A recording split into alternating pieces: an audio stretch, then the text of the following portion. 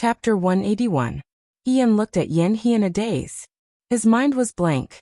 At this moment he did not know how to respond. There was only one thought that kept surging in his mind. How could it be? How could it be? No way. Ian tried to make his expression look relaxed. Military Governor Xiao is not such a warm-hearted person. I knew you would have this reaction. Yan He was a little impatient. That's why I've been too lazy to mention this to anyone all these years. No one would believe me anyway. However, I can swear on my head that this matter is absolutely true.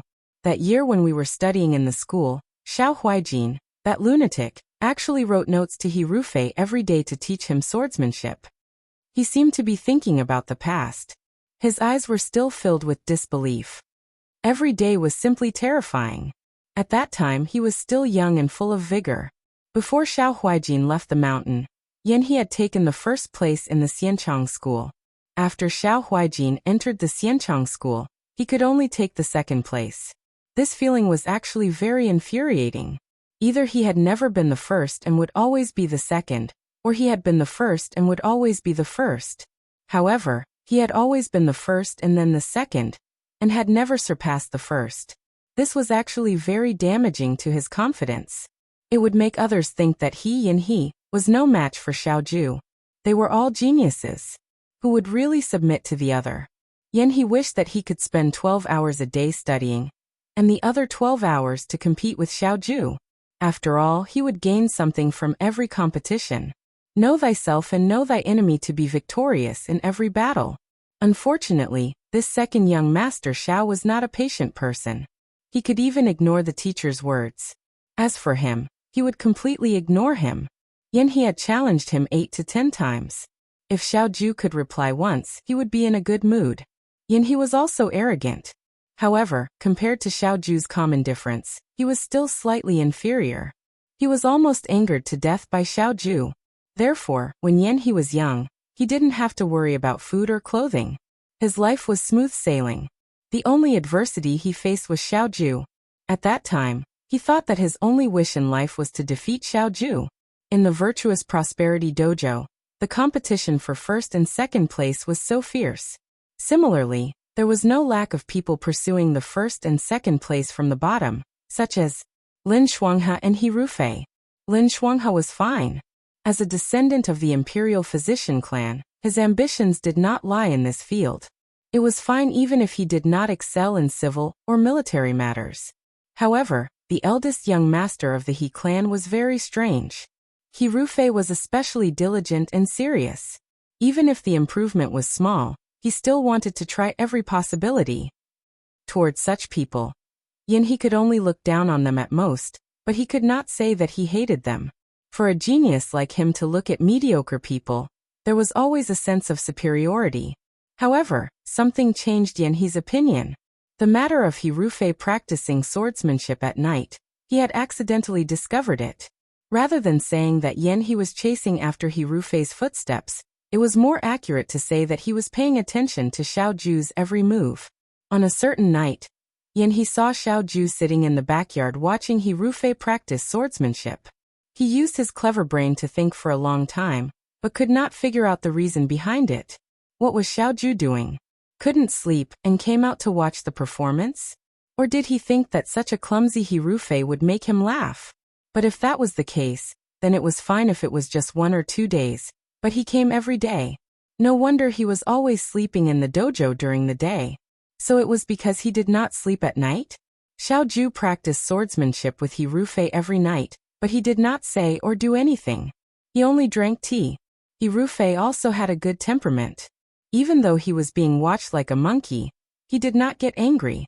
He diligently did his own things. And for some reason, Yan He also came out every day and secretly watched. He only felt that Xiao Ju must be up to something. He definitely would not do such a useless thing. Later on, when Yan He looked back at himself, he only felt that he could not bear to look at himself. If there were other people in the backyard who looked at them, they would probably think that the Xianchang dojo had raised 3 lunatics. But at that time, Yan He only had one thought. He wanted to see what Xiao Ju was up to. In the end, he really did find a clue. He Rufei's swordsmanship improved day by day. This was a little strange. He Rufei was in the dojo and the teacher who taught him was also very outstanding. But he did not seem to improve so quickly. And he Rufei who practiced swordsmanship at night was able to fix the especially obvious problems of the previous day. Compared to the beginning, his swordsmanship had improved greatly. Yet he did not believe that he Rufei had such intelligence. He thought for a long time in his heart. As expected, he caught Xiaoju who left a note on he Rufei's table. He opened the letter. It was densely filled with the flaws of last night's swordsmanship, and the areas that needed improvement. Yen he said sourly, "You are more meticulous than the teacher in the dojo." Xiaoju looked at him coldly and said indifferently, "You follow me every day. Do you want to be like those girls outside?" Those girls outside were all Xiaoju's admirers. If they had nothing to do, they would occasionally pass by the dojo. After all, Xiaoju had the most beautiful face in the capital. His indifferent and lazy appearance was very seductive. Many people were mesmerized by him. Yen he threw the letter on the table and looked at him with disgust. "Who is like those girls?" Xiaoju turned to leave. Yen he hurriedly followed him out. He was not satisfied and said, "You practice swordsmanship with him every night in the courtyard just to give him pointers? You've been following me every night just to watch me teach him swordsmanship?" Xiaoju's reply was perfunctory. "You are crazy," Yen he said in disbelief. "You are wasting your time on that kind of person." Although he did not like Xiaoju, he had to admit that Xiaoju was very talented. Just like how he treated Xiaoju as a rival. In Yen he's heart, Xiaoju should also treat him as a rival. He should practice hard every day to maintain his first place. But now it seemed that not only was he not diligent, he did not care about himself. Instead he went to watch the last place practice swordsmanship and give him pointers. Yen he found it hard to understand and felt angry. Did this mean that in Xiaoju's heart, he was not as eye-catching as he Rufei? What was this?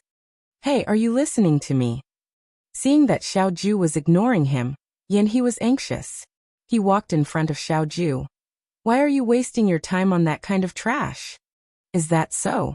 Xiaoju's beautiful eyes glanced at him. He walked up the rockery and found a place to lie down. He put his hands behind his head and closed his eyes. "I don't think so." "Don't think so? Don't think he is trash?" Yen he said angrily. "You give him pointers every day, but he only improved a little. There are so many people in the Xianchang dojo. Why did you choose he Rufei? Do you want to try teaching the last place to first place to satisfy your desire? Then let me tell you, give up. With he Rufei's talent, it is impossible." Xiaoju said, "I am not that bored." His indifferent attitude made Yen he even angrier. He turned around and walked out. "I am going to tell he Rufei to stop hogging you. Using the first place in the Xianchang dojo to teach you to this level. What a joke." Xiaoju's lazy voice came from behind. "Competition." Yen he stopped in his tracks. "What? In the future, if you want to compete with me, I will agree 3 times. He did not open his eyes. His eyelashes drooped down, contrasting with his jade-like skin. He leaned against the rockery and pretended to be asleep. He looked like a handsome youth in a painting. The condition is to keep it a secret. Yen he stood in the same place, his heart in turmoil. In the end, he could not resist the temptation of Xiaoju agreeing to compete with him. He gritted his teeth and said, 2 times. Deal. The sunlight shone in the courtyard. It was hot. Yen he sighed and said, "Then as the price, I will keep it a secret for him and will not tell he Rufei." Even though many years had passed, Yen he was still angry when he talked about this matter again. If he Rufei had Xiaoju's swordsmanship, it would have been good. But his improvement was not considered a genius. In Yen he's opinion, it was a waste of Xiaoju's careful teaching. But Xiaoju was really patient with he Rufei. Even though he refused to compete with Yen he still guided he Rufei wholeheartedly every day. Yen he did not know where the injustice and jealousy in him came from. It was probably because he could not stand the fact that a person with mediocre talent was guided by a famous teacher. And he even ruined the teacher's reputation. Later on, he made a name for himself. Yen he snorted and said, "But in my opinion, if it was me who had received Xiao Huijin's guidance, I would definitely be more than that. I originally thought that he did not disappoint me. I did not expect the battle in Huayuan to make me speechless. He is still the same as before. I think he should get rid of the title General Feihong as soon as possible. Otherwise, he will become a joke to others. Kid. He raised his eyes to look at the person beside him. Why aren't you saying anything? Yen was startled. The sun was shining so brightly that her eyes were a little dizzy. She did not know if it was because she was shocked by He's words or something else. She muttered, I am just very surprised. More than surprised. In the beginning, I thought that Xiao Huijin had gone crazy. He said sarcastically. Also logically speaking, Rufei owed Xiao Huijin such a big favor. I thought that their relationship was very good. I did not expect that in these few years, the two of them were not very close. This time, the Rundu is in trouble. Huayuan is so close to the Rundu. Xiao Huijin actually wrote a letter to me and did not contact Rufei? It seems that Xiao Huijin has kept this matter a secret until now. Rufei does not know about it. However, I cannot say for sure. After all, that was a matter from many years ago. The two of them are equally famous now. It is natural that Rufei would have a dispute. He really took the opportunity to smear Rufei's name. However, Yen did not have the mind to argue with him. Her eyes were filled with. Back then, her swordsmanship was secretly taught by Xiaoju. She had always thought that it was a kind teacher from the Xianchang dojo, who saw that her swordsmanship was not good enough and secretly taught her. She had always been very grateful for this. If it was not for the He family's incident, she would have been able to see who that teacher was with her own eyes. Not being able to thank him properly had always been a regret in Yan's heart. But now from He's mouth, she learned the unbelievable truth. It was actually Xiaoju? If it was Xiaoju, everything actually made sense. His skills were not inferior to the teachers in the Xianchang dojo. Yen did not think of Xiaoju only because of Xiaoju's personality. He was not someone who was willing to help others. Moreover, their relationship could not be considered close. So at that time, he came to the backyard every night to watch her practice swordsmanship and drink tea. It was not to pass the time, but to give her pointers. Yen took a deep breath. Why did she only realize it now? What's with your expression? He frowned. You look very excited. Yen coughed lightly and said, I just feel that Military Governor Xiao is really a good person. What good person? I think he is sick. This person is good at everything in the academy. Who can tell that his eyesight is so bad? He patted the dust off his body and stood up. He grabbed the Fengtian halberd beside him. Rufei is not happy to talk about him. Forget it. I am going to continue practicing with the halberd. What about you? Yan's thoughts were in a mess. Naturally, he did not have the mood to watch this person flaunt his skills in front of him. He said, If that is the case, then I will not disturb Generals Yan. I will return to my room first. Yan turned and left. The sky gradually darkened. Xiaoju came out of the hall. Li Kuang wiped the sweat off his forehead. Because of the Yi Luo incident, he did not have the face to see Yen. When he saw Yen, he felt nervous and fearful. He originally thought that it would be better to talk to Xiaoju. However, compared to the young Muan Lang, this right military governor was even more difficult to deal with. He carefully asked about everything that happened in the Rundu these days, including the scarecrow at the city gate tower, and the night attack on the enemy camp to burn their provisions. Li Kuang did not take credit for himself. He completely exposed Yan's idea. As for the women and Yi Luo that were captured, Xiaoju had already seen them. When Li Kuang repeated the story, this young military governor did not seem as agitated as Yen. Instead, he seemed rather calm. However, that calmness in Li Kuang's eyes made him feel as if he was sitting on pins and needles. After asking about everything that happened in the Rundu, Li Kuang also knew that they would be returning to Shuajing in a few days. Li Kuang's heart let out a big sigh of relief. No matter what, the Rundu problem was solved. He would leave a portion of his troops here. However, those Yudo would not dare to come again. The city was finally defended. However, it was not defended. Li Kuang understood one thing very clearly.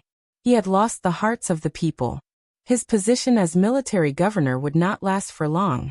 The tall and burly man sat alone in the room. After a long while he buried his hands in his palms and silently cried. This was the punishment he deserved. The night in the Rundu was very cool. The heat of the day had completely faded at night. However, because of the famine in the city, there was no light from the plants and trees. There was a sense of desolation that only existed in autumn. Xiao Ju placed the drink of autumn on the table. Just as he turned around and took off his outer garment, he heard someone knocking on the door. The knocking was polite and respectful. He paused. Come in. The door opened. Yan stood at the door. He looked at him and asked, Military Governor, can I come in? When he was in the Liang Province Guards, this person never knocked on the door. When he wanted to find someone, he did not even go through the main door to save time. He directly knocked on the door a few times. He did not care if the person on the other side answered. He just treated it as if he had already said hello. Then he skillfully opened the door and popped his head out from behind the door. He had a bright smile on his face and called out with perfect pronunciation, Military Governor. He had only stayed in the Rundu for a little more than a month, but he had become so obedient. However, there was a hint of politeness that was hard to detect. Xiao Ju raised his eyebrows slightly. He put down his outer garment and asked calmly, What's the matter? He didn't answer her yes or no. Anyway, Yan would come in by himself. As expected, Yan walked in naturally and closed the door after being obedient for only a moment. The house looked luxurious. After all, the people in the Rundu relied on the provisions brought by Yanhe to survive. Naturally, there were no tea leaves. Xiao Ju picked up the white jade porcelain teapot on the table and poured water into the teacups. Yan walked over and said, Let me do it. She took the teapot from Xiao Ju's hands. Xiao Ju didn't decline. When he moved, he accidentally touched Yan's finger. Yan's heart trembled slightly. He raised his head and looked at the other person. This person's eyes were lowered, and he couldn't see what kind of expression he had. Yan pretended that nothing had happened. He walked to the other side of the table and slowly poured water. Xiao Ju had already broken the rules of physical intimacy many times. However, when she was in the Liang Province Guards, there were many inconveniences. She tried her best to ignore this. However, now she was well aware of many things. She also understood her feelings for Xiao Ju. As the saying goes, one can be unyielding if one has no desires.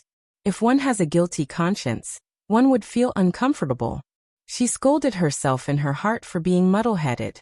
She tried her best to speak calmly. Military Governor, Brother Lin said today that we will be returning to the capital together in a few days.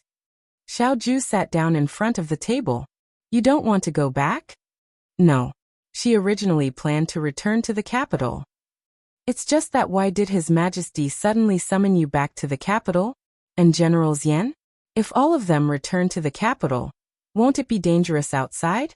These Yudo were like tigers watching their prey. Even if His Majesty was worried about the safety of the capital, there was no need to summon all of Dawei's valiant generals back.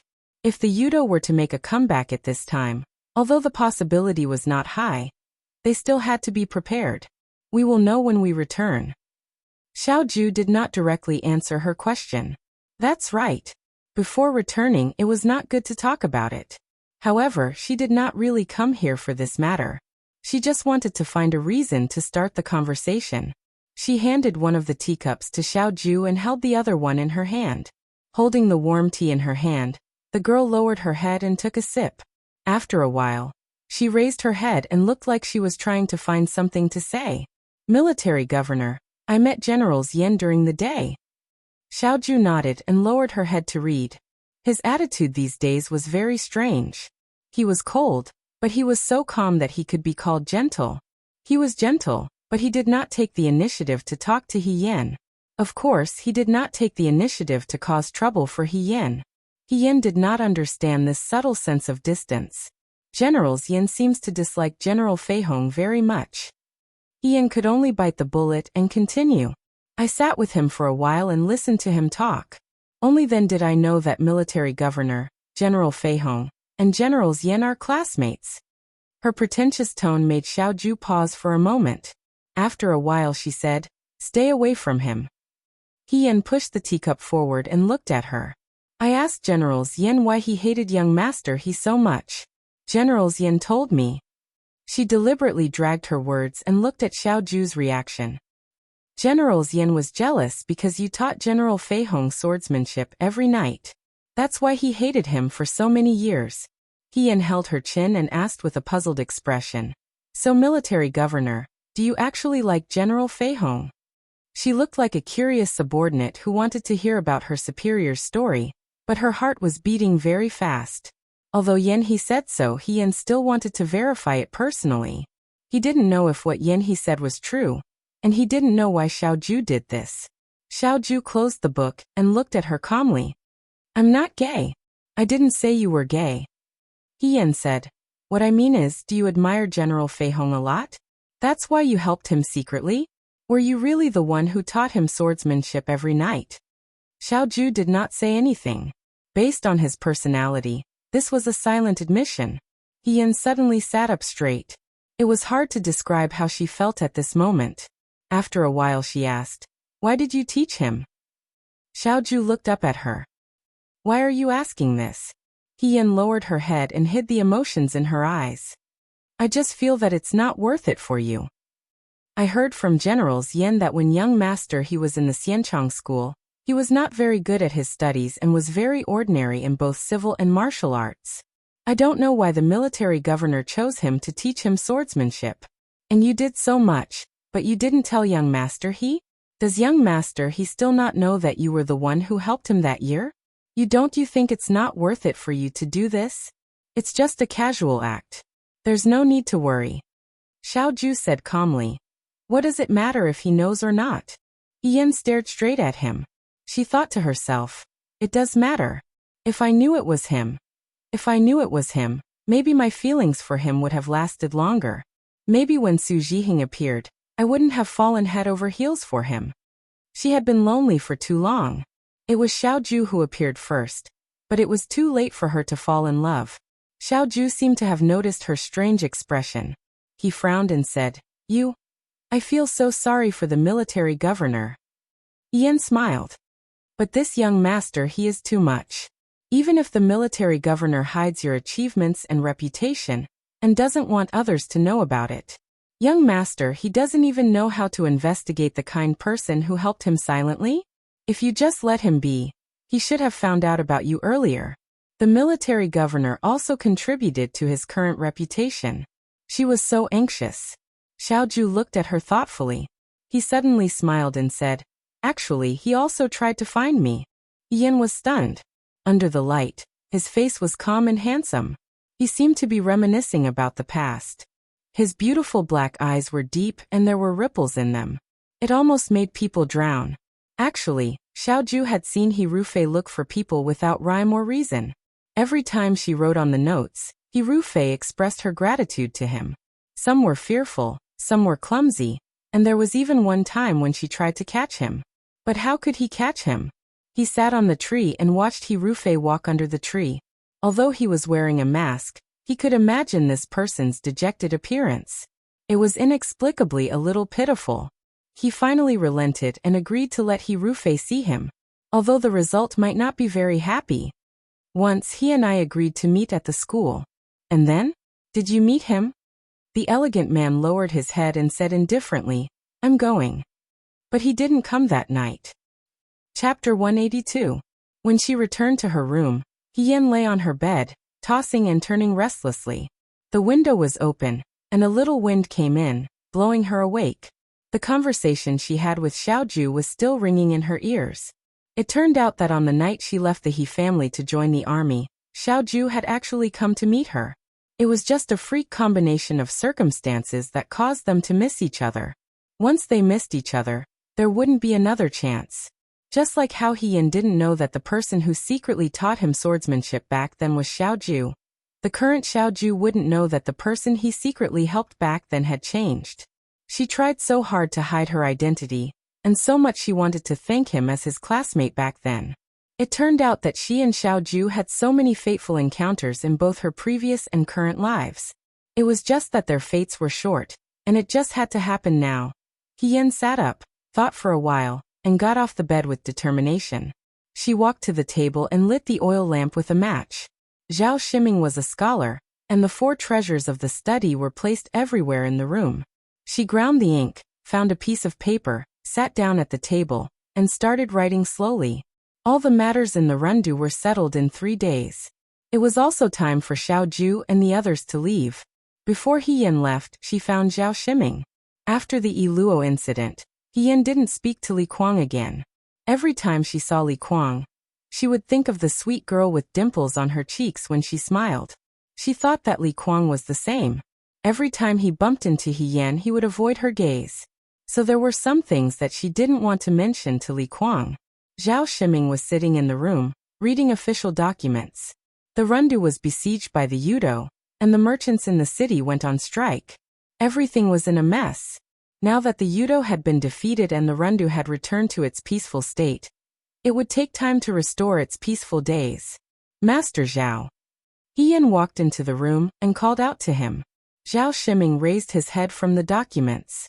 Seeing that it was He Yan, he paused for a moment, then stood up and said with a warm smile, "Xiao He Darren, what brings you here today?"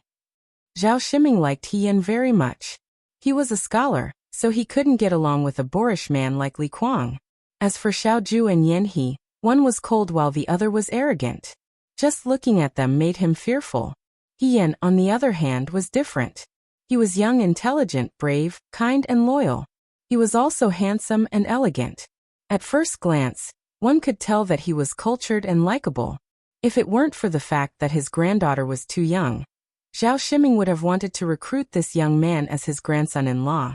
He Yan smiled and said, "Lord Zhao is too polite. I am here to bid farewell to Mr. Zhao. Tomorrow, I will be returning to Shuajing with the governor. Thank you for taking care of me during my stay in the rundu." Zhao Shiming liked this young man even more. Look at him. He even specially came to bid farewell to him. He was very polite. He smiled and replied, "Xiao He Darren, please don't say that. You are the benefactor who saved the rundu. This time, I didn't have much to entertain you when I came to the rundu. Instead, I caused Xiao He Darren to suffer a lot. If Xiao He Darren comes to the rundu again in the future, I will definitely treat you well. I hope Xiao He Darren won't hold it against me for being rude this time." He Yan supported Zhao Shiming's hand that was about to bow and said, "This junior doesn't dare." He actually addressed him as a junior? Zhao Shiming was stunned. Before he could regain his senses, he saw the young man in front of him looking at him with a solemn expression. "Actually, I came here today to ask for Lord Zhao's help." Zhao Shiming was not unfamiliar with this expression. Previously, when He Yan asked his men to help pass a message to Yan He also looked like this. Did he have a favor to ask of him again? Zhao Shiming was very pleased. He Yan looked for him instead of Li Kuang. It was clear that he treated him as one of his own. The things that Muan Lang asked for were usually very easy. It was an honor for him to be able to help.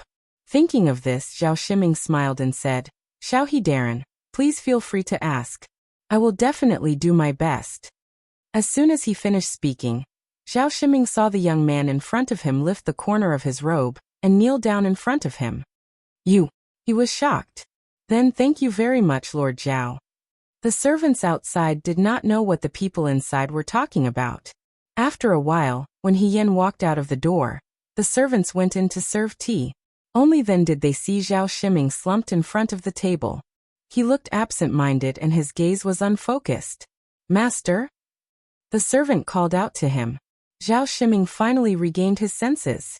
He swallowed his saliva and said, "It's nothing, it's nothing." He clenched the letter in his hand tightly. On the other side, He Yan walked out of the door and took a deep breath. She did not know whether her decision was right or wrong, but it seemed to be the best way to get Xiao Ju out of the picture. A person walked towards her. She was as delicate and beautiful as a flower. It was Ying Xiang. When Ying Xiang saw He Yan, she bowed and greeted He Yan He Darren. Now she did not call He Yan young master He. Instead, she called him He Darren. "Miss Ying Xiang," He Yan replied. When he saw that she was holding something that looked like clothes in her hands, he could not help but take a second look. Ying Xiang noticed her gaze and smiled. Fourth young master asked this servant to tidy up a bit. "We will be leaving for Shoa capital tomorrow. The weather in Rundu is very good, so the clothes will dry quickly. Returning to Shuo capital. He Yan frowned slightly. You are also leaving tomorrow? Chu Zhao was originally on his way back to Shuo capital, but he was trapped in the city because of the Yudo's siege. Now that the Yudo had left, they naturally had to leave as well. However, he did not expect that he would be traveling with Xiao Ju. Yes, Ing Xiang replied with a smile. Military Governor Xiao also knows that fourth young master is traveling with everyone. There might be other Yudo along the way, so it is better to have more people to take care of each other. Xiao Ju did not want to take care of Chu Zhao. However, since Xiao Ju already knew about this, it was useless for her to say anything more. That day, when Li Kuang wanted to kill the captive women, Chu Zhao also stood up for him. No matter what his goal was, He Yan should thank him on the surface. Help me thank fourth young master for standing on the side of the captive women in front of the army commander that day. He Yan said. Ing Xiang's eyes curved into crescents. Yes, he Darren.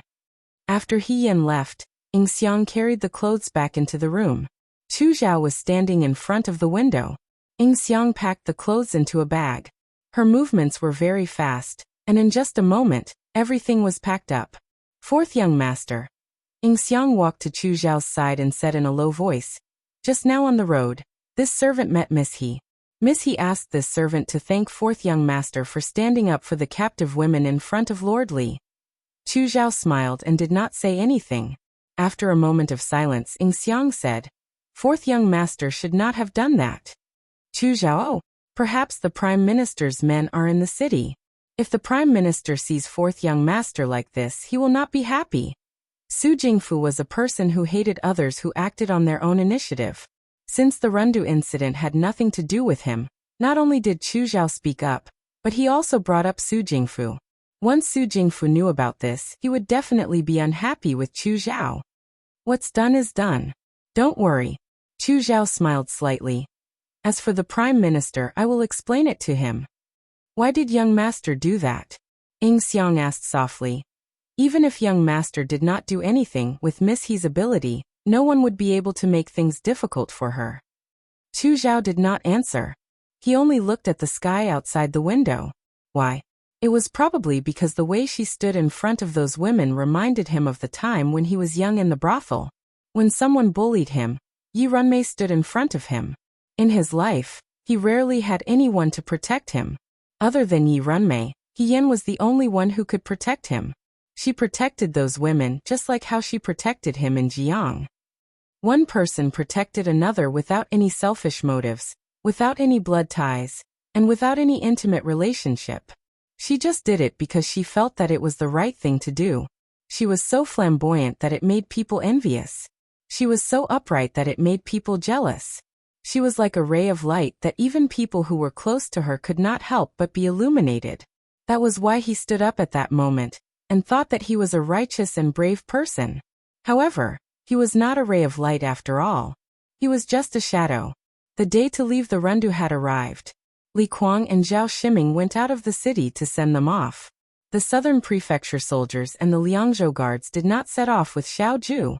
They were rushing back to the capital, and only brought Yan He's troops with them. The city was bleak. Although there was sunlight, it seemed to be covered with a layer of faint gray. Yan felt sentimental. The last time she left the Rundu, she was still Deputy General He. She also chatted and laughed with Li Kuang. Now that she was leaving the Rundu, the two of them were no longer the same as before. Time flew by quickly. The grapevines in the Rundu had already grown into new clumps. A group of people stood at the city gate. He Yan was about to get on her horse when she suddenly heard someone's voice behind her. Lord Xiaohe. He Yan turned her head to look. She saw that many people had gathered in front of the Rundu city gate. They did not dare to go forward. They just stood on both sides of the street and looked at them silently. A group of women walked out from the end of the crowd. The one who called out to her was the leader. They were dressed in neat clothes, and there were still scars on their faces that had not yet healed. They were the captives that He Yan had rescued from the hands of the Wutua people during the night attack on the enemy camp. They were also the women that He Yan had saved from Li Kuang's sword. He Yan still remembered the woman who spoke. That day, she was the one who tearfully persuaded him not to fight with Li Kuang and sacrificed herself willingly. However, Yan later found out from Zhao Shiming that this woman originally lived in a village outside the city. After the Yudo came, he killed her husband and son. She was the only one left in her family. She originally thought that she had been defiled by the Yudo and was afraid of the strange gazes of the people outside. Because her family was not around, she already had the intention to commit suicide. Therefore, when Li Kuang came to find her, she was the first to accept. That day, if He Yan did not stand up, if Xiao Ju did not arrive, perhaps these women would have died under Li Kuang's sword. Li Kuang's expression was a little uneasy. There were many things that one did not realize in the current situation. But when things were over and one looked back, one would realize how crazy they were. Those women walked in front of He Yan and knelt down. Without saying a word, they kowtowed to He Yan a few times. He Yan was stunned. "You all." "Thank you, Lord Xiaohe," they said. The women's spirits were much better than before. Perhaps it was the food that He Yan brought that filled their stomachs, or perhaps it was the words that he said that day that gave them the courage to live on. Zhao Shiming walked to He Yan's side and said in a low voice, "Lord Xiaohe, these women, those who still have family members have gone home. Those who are homeless have been placed together by the government. They will work, and in the future, the situation that Lord Xiaohe is worried about will not happen." He solemnly promised He Yan, "I will take good care of them." He Yan was slightly relieved. He bowed to Zhao Shiming. "Thank you, Lord Zhao." Zhao Shiming stroked his beard and smiled. "It's my duty. Since they are from the Rundu, as the parent official of the Rundu, I should take good care of them." He Yan also smiled. There were many things in the world that would change for the better bit by bit. As long as someone did it, change would eventually happen, no matter how small the change was. She helped the leader of the women up and said softly, "Let them get up too. Live well in the future. Remember, I saved your lives. No matter what, don't give up on your lives." The woman nodded. Yen he stood under the city gate. He crossed his arms and said, "Why does this he fellow look more popular than you?" He cast a sidelong glance at Xiao Ju. "Isn't he your subordinate? Why aren't you better than him?" Lin Shuanghe smiled and said, "Brother, he is gentle and amiable. Of course everyone likes him. There aren't many people in the world who are considerate of others. There are even fewer people who are willing to draw their swords for the sake of others' safety." Yen he couldn't stand Lin Shuanghe's unprofessional behavior. He sneered. "What's wrong with brother he? Is everyone in the Liang province guard so chaotic?" "Chaotic?" Lin Shuanghe nodded. "There are even more chaotic. It's just that you don't know about it." Ing Xiang stood beside Chu Zhao and quietly watched as the girl bid farewell to the women she saved and boarded the carriage. The citizens of the Runda city and the city guards didn't say anything, but their gazes followed He Yan with gratitude. She was indeed a likable girl, whether it was in Jiang or the Rundu. "Let's go." Chu Zhao turned around and boarded his own carriage. The city gates opened and the soldiers and horses marched. The sunlight shone on the end of the long road. It was like a bright road that led to the future. It took 10 days to reach Jinling from the Runda city. After passing Jinling city, they went straight to Shuo capital. The soldiers and horses that were hurrying on their way sat down and rested in the bushes. Lin Shuanghe was watching He Yan roasting eggs. He was a pampered young master who didn't do any household chores. Naturally, he couldn't do such rough chores. He Yan knew how to cook too, but he saw that the fish he roasted was so black that it was hard to eat. Later on, he decided to do it himself. Xiao Ju was talking to Qi Wu on the other side. He Yan and Lin Shuanghe sat together. Lin Shuanghe watched her skillful movements and sighed. "Brother He, you're really good at everything. You can climb over walls and beat hooligans. I've seen so many." He lowered his voice. "None of the women can compare to you. Really, sister, when you reach Shuo capital, you'll still be number one in my heart." He Yan threw the roasted eggs into his arms. "You flatter me."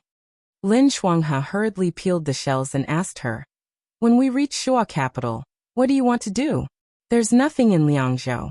Shuo capital is prosperous. If you have time, I'll take you to the market every day." What kind of situation was this? This person still wanted to play. He Yan was speechless for a moment. She thought of another matter and asked Lin Shuanghe, "Oh right, why didn't Dr. Shin come with you to Runda this time?" She should be going back to Shuo capital. When He Yan left the Liangzhou guards, she sealed Shin Mushua's acupoints. Although it was to protect her, she wasn't sure what happened to Shin Mushua after that. This time, Xiaoju, Yanhe, and Lin Shuanghe came, but they didn't see Shin Mushua. However, Xiaoju was going back to Shuo capital. Shin Mushua had no reason to stay in the Liangzhou guards alone. Dr. Shen. Lin Shuanghe answered matter-of-factly, she's a girl. When Huaijin and I rushed to the Rundu, we didn't rest day and night. How can she stand this? If we bring her along, I'm afraid that she'll slow us down. So it's better not to bring her along. As for the medical officer, I alone am enough.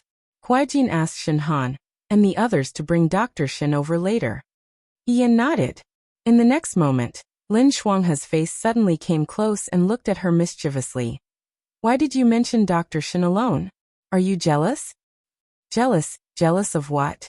Ian was so scared that she almost smashed his head with the tree branch. Hearing this, she just sat up straight and calmly said, I sealed her acupoints before I left. I just feel guilty. Is that really the case? Lin Shuanghe deliberately dragged out his words. If that's the case, then Huaijin's painstaking efforts will be in vain. Ian. What painstaking efforts? Lin Shuanghe stuffed an egg into his mouth and said slowly. You won't care even if I tell you. It's better not to tell you. Hien was so anxious that she wanted to grab Lin Shuanghe's head and shake it with all her might to see what it was that was shaking out. However, Lin Shuanghe was a cunning person when it came to matters between men and women. Moreover, he was close to Xiaoju. If he really got some confirmation and turned around to tell Xiaoju, they wouldn't even be friends. That would be extremely awkward. She could only sit there reservedly. Even though her heart was pounding, her expression was calm and indifferent. Then I really don't care. Just don't say it. Lin Shuanghe looked at her pretentious appearance and tried his best to hold back his laughter. He thought to himself, let's see how long you can hold back. Young people. Young people. Thousands of miles away in Liangzhou, the guard station was busy at this moment. Liang Ping was helping to check if there was anything missing in the room. They were about to leave for Shuojing. A portion of the Liangzhou guard was left behind, and the rest were going to the capital. Shen Han was going to leave with them. Liang Ping, Ma Damei, and the other instructors were going to stay at the Liangzhou guard. Shin Mushua was naturally going to leave as well. Many days ago, when Xiaoju and Lin Shuanghe were about to leave for the Rundu, Shin Mushua had asked to go with them. However, he was rejected by Xiaoju. His rejection was very straightforward and she didn't say why. However, when Lin Shuanghe saw Shin Mushua's ugly expression, he tried to smooth things over with a smile. Miss Shin, the situation in the Rundu is critical. Huaijin and I will be traveling day and night. How can a girl like you follow us? If you get hurt, even if you don't mind, I won't be able to bear it. In any case, Shen Jiao and the others will leave in the future. When you come back together, Shen Jiao will take good care of you. The speed of soldiers and horses is slow and there are many of them. Huaijin and I will be relieved to protect you. Isn't that right? Shin Mushua didn't say anything. Lin Shuanghe took it as a silent agreement and turned to leave with a smile. Shin Mushua looked at his back and asked, Young Master Lin, second young Master Xiao is going to the Rundu for Hien, right? Lin Shuanghe paused and looked at her. His gaze was sincere and puzzled. Why would you think that? Shin Mushua pursed her lips and didn't say anything. She knew that it was ridiculous to say this. Xiaoju wasn't someone who would easily change for someone, but she still felt uneasy. The sound from outside interrupted her memories. Liang Ping called out to her. Dr. Shen, is there anything else you want to carry onto the carriage? Shin Mushua came back to her senses and answered as she walked out the door. Liang Ping stood outside. The sun shone on his face and made his face red. He was sweating profusely. He was holding a stack of boxes in his hands and was walking unsteadily towards the carriage. Xiaoju left in a hurry and didn't pack his things. Before he left, he instructed Shen Han to take everything in his room with him when he returned to Shuojing. Fortunately, Xiaoju didn't have many things with him. Other than some clothes, there wasn't much left. Shin Mushua saw that Liang Ping was walking unsteadily, so she stepped forward and said, Let me help you. Liang Ping's face turned even redder. No need, no need. The chief instructor told me that these things belong to the governor and asked me to organize them myself. How can I trouble Dr. Shen? He sighed in his heart. Miss Shen was really kind-hearted and didn't put on airs. As the daughter of a big family, she didn't despise martial artists like him. Shen Wuxia didn't know what Liang Ping was thinking. He only heard that these things belonged to Xiao Ju and said, "You're carrying so many things at once. It's inevitable that you'll drop them. Don't worry, I'll help you." As he spoke, he helped carry the topmost box. The box wasn't big. He walked forward with Liang Ping. Liang Ping wanted to stop him, but it was too late. Seeing that Shen Wuxia didn't seem to be struggling, he relaxed a little. He smiled. "Thank you, Dr. Shen." The two of them walked to the side of the carriage. Liang Ping let Shen Wuxia get on the carriage first. He would go and carry the boxes himself. It was hot outside. Shen Wuxia nodded in agreement. She sat quietly with the box in her hands and looked at the busy soldiers in the distance. Her gaze fell on the box in her arms. The box looked ordinary. She didn't know what was inside. Xiao Ju didn't bring many things with him. Since Shen Han wanted to bring them back to Shuo capital, it must be very important. However, she picked up the box and weighed it. It was too light, as if it didn't contain anything. Could it be empty? It was rare for her to be curious. It shouldn't be Xiao Ju's official documents or letters. He would only carry these things with him. If she opened it, it shouldn't be a problem, right? Shen Wuxia's fingers rested on the box. She looked outside the carriage. The soldiers were far away, so no one saw her movements. With a click, the box was opened. There were some brushes, inkstones, paperweights and the like inside. It was just a small thing. She was about to close it when her gaze suddenly froze. After a while, she reached out and took out two things. One was a dough figurine. The dough had already dried and the color was dark. It was a woman with a charming smile. The other was a wooden carving. In the carving, a warship was capsized and the fire was fierce. The general standing at the bow of the ship was valiant and valiant. It was a female general. Chapter 183. 10 days later, the group arrived at Jinling. It was different from Jiang's warmth and simplicity, and it was also different from Runda's solemnity and bleakness. Jinling's city was gentle and affectionate, like a beautiful and elegant lady, stained with a thin layer of pink. The sunlight was clear, the morning sun was romantic, and the soft language of Wunong was filled with music. It was truly a rich and noble village in the human world. Lin Shuanghe couldn't walk as soon as he arrived. He could only look at the delicate lady walking on the street and praise, "This is the immortal cave." No wonder people always say that once you enter Jinling, you don't want to leave. Yan, you said the same thing when you were in Jiang. Lin Shuanghe opened his fan. "Brother He, I'm just doing as the Romans do when in Rome." Yan, what a good, when in Rome do as the Romans do. When they arrived at Jinling, they naturally had to greet the governor of Jinling's Yingtian prefecture. It wasn't convenient for Yan He's troops to move around freely in the city. Yingtian prefecture had already received the news of Yan He's arrival, so Yan He also went to Yingtian prefecture to receive them first, so that he could settle the troops down. Outside Yingtian prefecture, the imperial bodyguards were already waiting outside. There were already people arranged to settle the troops down. Yan was supposed to stand with Wang Ba and the others in the troops team. However, Lin Shuanghe patted her shoulder. "You're now Muan Lang personally appointed by His Majesty. You're no longer a commoner. Of course you should be with us. It's a good opportunity to show you the world of officialdom." Yan was speechless. Just as he was about to ask Xiao Ju, Yan He glanced at her and said, "You're right. Since you have an official position, you should follow us." Yan He was someone who had his eyes on top of his head, and was very difficult to get along with. However, he treated Yan differently. Others were a little surprised, but Yan was well aware that this was all thanks to him degrading He Rufei in front of Yan He, making him feel that he was a rare soulmate in the world.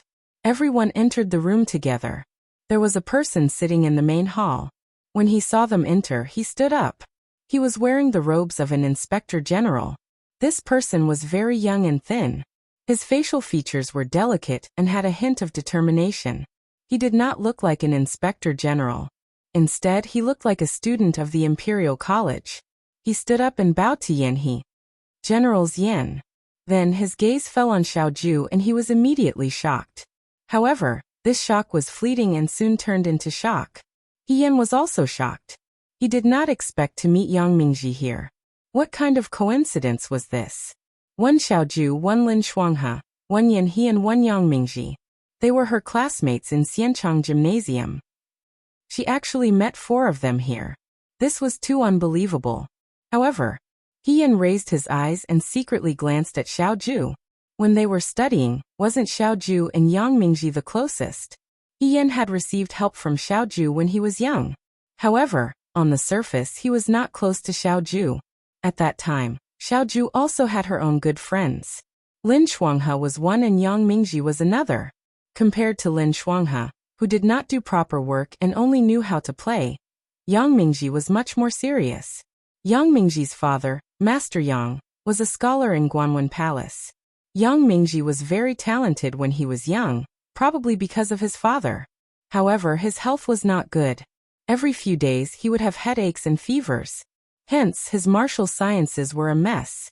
However, the teachers and other youths would not laugh at him because of this. In the humanities, Yang Mingji was really amazing. It was said that he could speak eloquently at the age of 5. At the age of 8, he could discuss the classics with famous scholars from Dowei. When Yan entered Xianchang Gymnasium, Yang Mingji was already very famous. His political theory and poetry were the best. He also had good handwriting.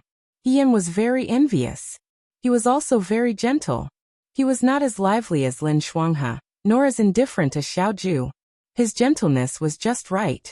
In Xianchang Gymnasium, if Yanhe was always competing with Xiaoju in the martial sciences, then Yang Mingji would be on par with Xiaoju in the humanities. Unlike his gentle temperament, Yang Mingji's political theory and poetry always had a bit of sharpness. It was enough to see his inner pride. He also liked to criticize current affairs. When he was in the mood, he even dared to criticize the imperial court in his articles. He was often scolded by the teachers, but Yan could see that the teachers admired him. When he was young, Yan always thought that a genius like Yang Mingji would definitely enter the government service. Once he did, he would definitely leave a deep mark in Dowei's history books. However, after she joined the army, she did not hear any news about Yang Mingji. She never expected to see him here today. She also never expected that Yang Mingji would become the governor of Jinling. He did not stay in Shuajing? Why was that? And Xiaoju's expression was also indifferent when she saw him. This was very strange. Xiaoju's relationship with Yang Mingji was like her relationship with Lin Shuanghe. But now, when they met, they were so distant that they seemed like strangers. Yan was not the only one who noticed this. Yanhe also noticed this. Yanhe said, "Hey, isn't this brother Mingji? How did you become the governor here?" Yanhe did not know either. It seemed that Yang Mingji had been very low-key all these years. Yang Mingji came back to his senses and smiled at Yanhe. It was just a coincidence. "Xiao Huaijin, this is your good friend from the past. Why are you so cold?" Yanhe's gaze moved between the two of them. "Did you two have a fight?" He asked this casually, as if he was still a teenager. However, Yang Mingji's expression changed slightly. "If you want to talk about the past, you can talk about it in the future. Now is not the time to talk about the past." Lin Shuanghe cut in at the right time and changed the topic. "That Yang? Sir, we will be stopping in Jinling for 2 days. Please help us settle down. Yanhe's troops, you can do as you see fit. After resting for 2 days, we will return to the capital." Lin Shuanghe's attitude was also very strange. Even though Xiaoju was a person who did not show her emotions, Lin Shuanghe was a shrewd person.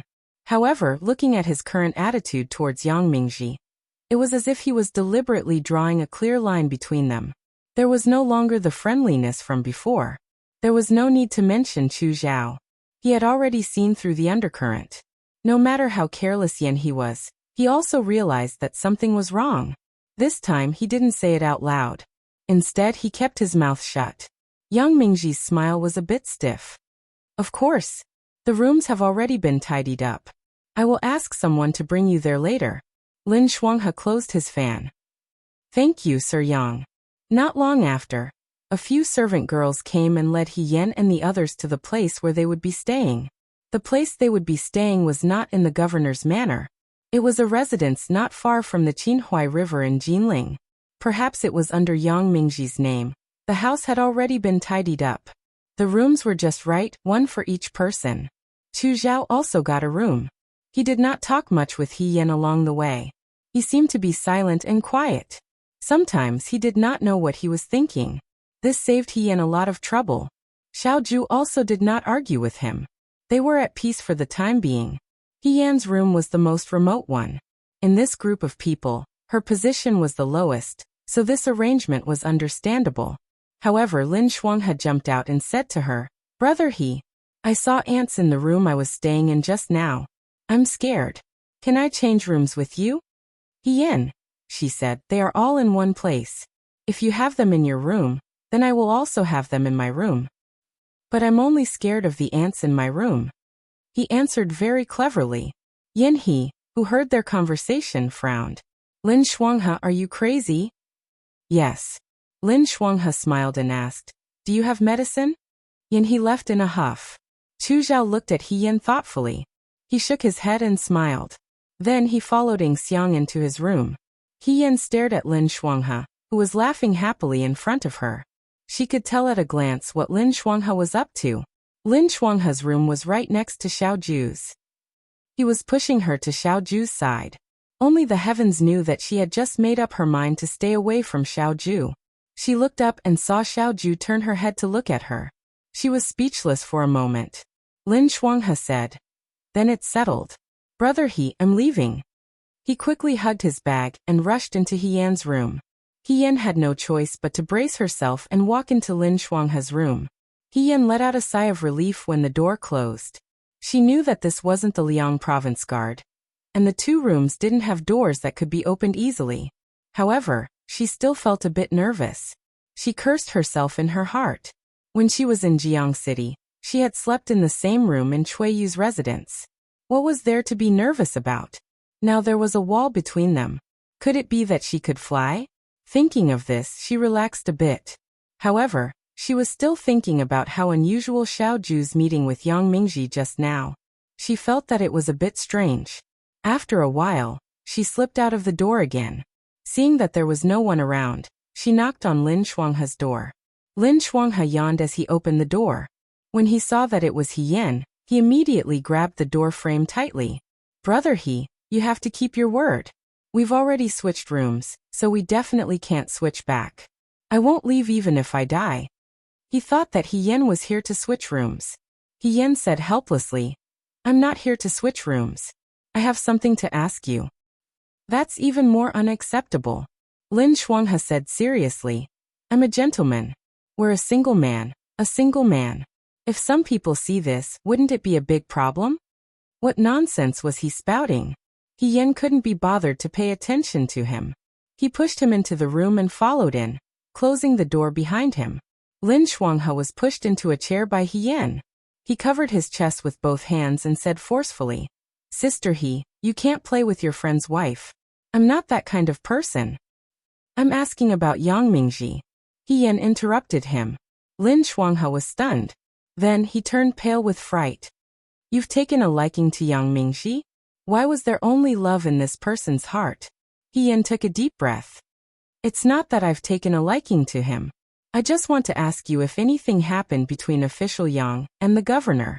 Previously, I heard Generals Yan say that official Yang is a good friend of the governor. However, when I was outside, I saw that the two of them didn't look like good friends."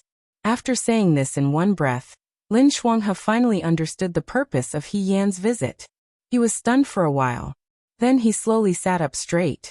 A worried expression appeared on his usually cheerful face. He sighed and said, "So you've noticed?" He Yan asked, "But did something happen between them?" Actually, Yan Nongguang, Huaijin, and Yang Mingji were classmates. Lin Shuanghe put down the fan in his hand and picked up the teapot beside him. He poured a cup of tea and handed it to He Yan before pouring another cup for himself. He stared at the tea in the teacup, as if he was reminiscing about the past. His voice was light as he said, Yan Nongguang is like a fighting cock. He's always competing with this and that.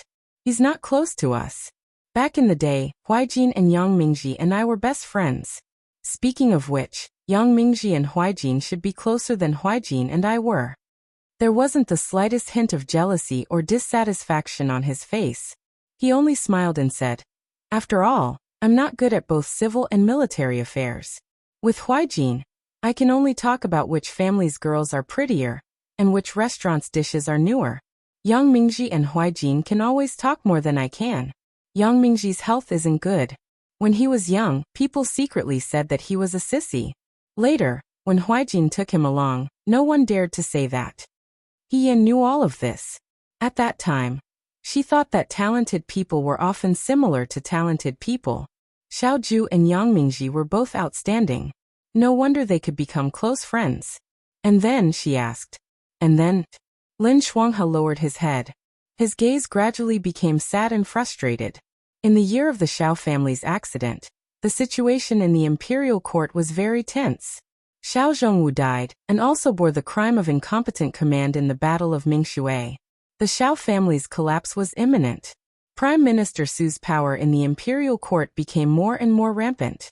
Although the students in the Xianchang school were all from rich and powerful families, no one dared to speak up for the Xiao family in the teeth of the storm. Except for Lin Shuanghe.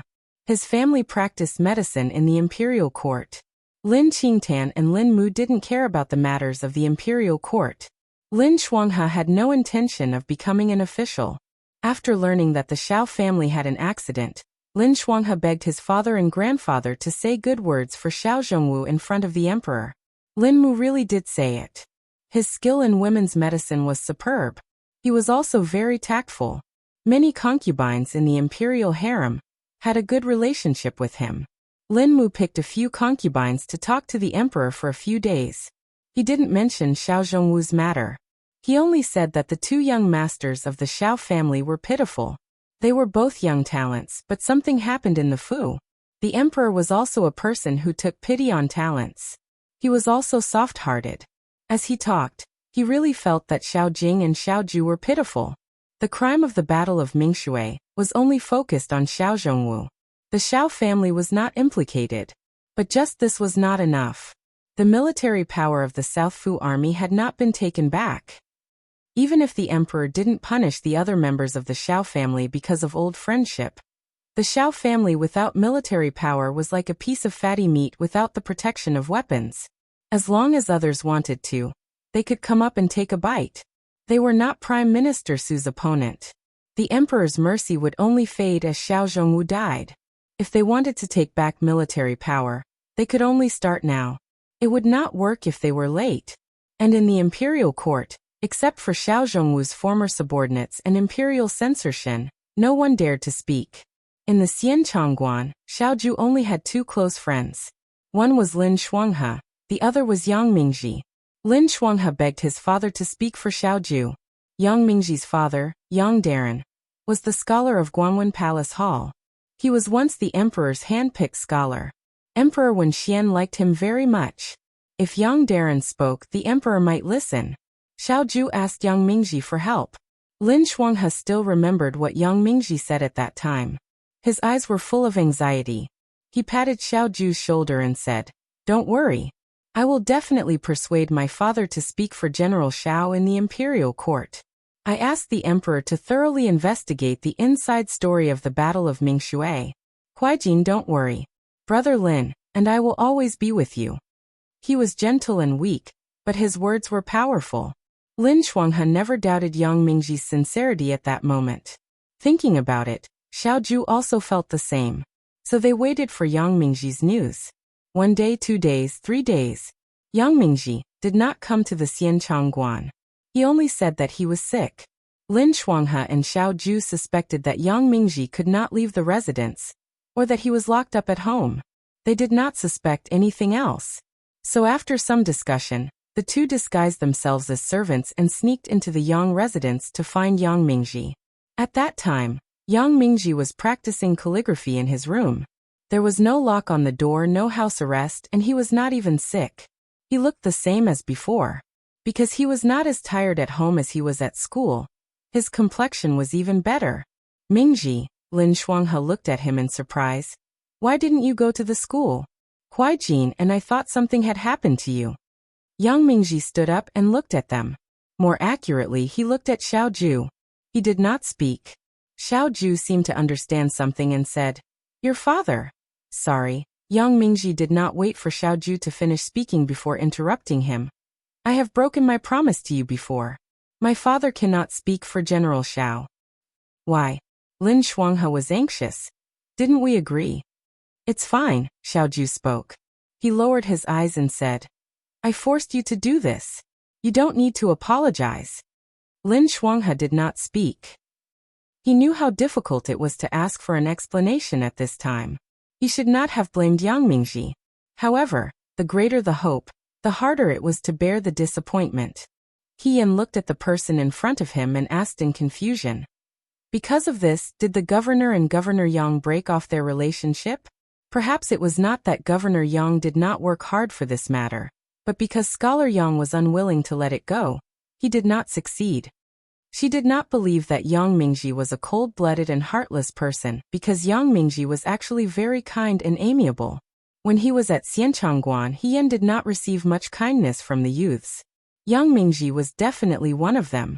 Moreover, a person who was passionate about poetry and policy should be especially righteous and passionate. Lin Shuanghe did not immediately answer her question. He was silent. After a while he said, I thought the same that day. Perhaps Yang Mingji had some difficulties. And then before we left, Yang Mingji said something. His voice was slightly uneven, and the shadow of the past appeared in front of his eyes. Yang Mingji stopped the two people who were about to leave and said, Huaijin, have you ever thought that perhaps there was no inside story behind the Battle of Mingshui, and that it was because of General Xiao? Xiao Ju had already walked to the door. Hearing this, he turned his head. The youth's expression was calm, and the outline of his face was as beautiful as a painting. He did not speak. He just walked to Yang Mingji's side and threw a punch. That punch was really ruthless. Lin Shuanghe hissed and gloated. Yang Mingji's health was not good. He was beaten to the point that he had to lie in bed for half a month. Lord Yang was so angry that he almost wrote a memorial, but in the end he did not. Perhaps he felt sorry for Huaijin. But it was useless. Lin Shuanghe sighed slightly. Not long after that, Huaijin went to the palace to ask for an order. He took 3,000 people to Gua City and became famous after that battle. Chapter 184. Yan did not expect that there was such a thing between Yang Mingji and Xiao Ju. After listening to Lin Shuanghe, he thought for a while. Indeed, Yang Mingji's last words were too hurtful. But why would he do that for no reason? If he did not want to help, then he did not want to help. Why did he have to stab people in the heart like that? Moreover, with Yang Mingji's original personality, he would not be so sharp and mean. If Yan thought this way, as Yang Mingji's former good friend, Xiao Ju should have thought of this. Yan asked, What happened after that? Did the governor not contact Sir Yang anymore? Was there any misunderstanding? Lin Shuanghe shook his head. After Huaijin led the troops to Gua City, he rarely returned to the capital. However, not long after Huaijin left, Yang Mingji stopped studying at the Xianchang school. Originally, with his talent, I thought that he would be the top scholar and stay in the capital. With his father's relationship and his own ability, it would not be difficult. However, since then he seemed to have disappeared without a trace. We are all brothers. He was indeed in the wrong about Huaijin. After that, I stopped contacting him. Therefore, I don't know when he became the governor of Jinling City. It seemed that these brothers had really parted ways. Yan thought to himself. At this moment, there was a knock on the door, followed by Yan He's impatient urging, Lin Shuanghe, open the door. Lin Shuanghe got up and walked to the door to open it. As soon as he opened the door, he saw Yan He standing at the door. Lin Shuanghe smiled. General Yan, may I know why you are looking for me at such a late hour? Yan He was about to speak when he saw Yan in the room. He asked suspiciously, Why is he in your room? I'm here to see if there are any ants, Yan said. If there are, I can chase them away for Brother Lin. Yes, Lin Shuanghe said seriously. I invited her here to drive the ants away. Don't randomly suspect my relationship with her. What nonsense. Yan-He frowned. Hurry up and change your clothes and follow us. Where are we going? Lin Shuanghe was baffled. Yan-He coughed lightly. I'll get someone to tell Yang Mingji that we'll be going to the Qinhuai River for a cruise tonight. As a local governor, he should naturally prepare hospitality for us. Quickly change your clothes and inform Xiao Huaijin. No one had expected Yan-He's actions. Lin Shuanghe was dumbfounded. He asked, why do we need a cruise? With Yang Mingji and Xiao Huaijin's appearance, who are they trying to fool? Yan-He said proudly, I can tell at a glance. I'm kind-hearted today and am willing to be a bridge for them. Xiao Huaijin won't come to Jinling every day. If they spend more time together, the misunderstanding will naturally be resolved. He played with the ends of his ponytail. These years I've been running around outside, so I've learned a lot about the secular world. For example, Xiao Huaijin's personality is not likable. It's impossible for him to resolve the misunderstanding between Yang Mingji and himself. Yang Mingji isn't that annoying. I'm not doing this for Xiao Huaijin. I'm only doing this for Yang Mingji. Seeing that Lin Shuanghe didn't say anything, Yan-He raised his chin. How is it? Do you think I'm very magnanimous? Hurry up and thank me for your close friend. Yan. Lin Shuanghe. I really have to thank you. Yan-He was truly a talent. Yan sighed in his heart. He was always able to accurately step into Xiao Ju's forbidden area. No wonder the two of them didn't see eye to eye when they were in the Xianchang mansion. No need to thank me, Yan-He said carelessly. I'll go and tell Chu Xilin. Wait, Lin Shuanghe asked. It's fine if it's Yang Mingji, but why do you have to ask Chu Xilin too? We're all staying here. If he's the only one left, it'll make me look petty. Moreover, as an official, you have to be more tactful. Do you think you're very powerful if you fight like a cockfight? Yan-He sneered. Oh, I forgot. You're not an official, so naturally you don't know these things. He patted Lin Shuanghe's shoulder and walked towards Chu Zhao's courtyard. Lin Shuanghe and Yan looked at each other, speechless. As expected of Yan-He, he pulled in two enemies at once. Yang Mingji wasn't counted. If Chu Zhao was added, Xiao Ju would probably be angered to death. She might not even follow them. Sister He, Lin Shuanghe said. Why don't you go and tell Huaijin? Yan, let's go together. This was going to cost her her life. How could she bear it alone?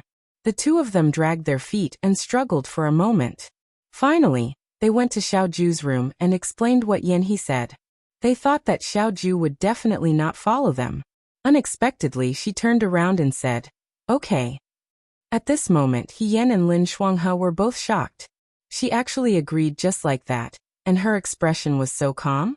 Lin Shuanghe whispered to Yan. He won't wait until we get on the boat and fight with Yang Mingji, right? That's too undignified. Yan. It's very possible. Xiao Ju raised her eyebrows slightly. You're not going? Yes, of course we're going.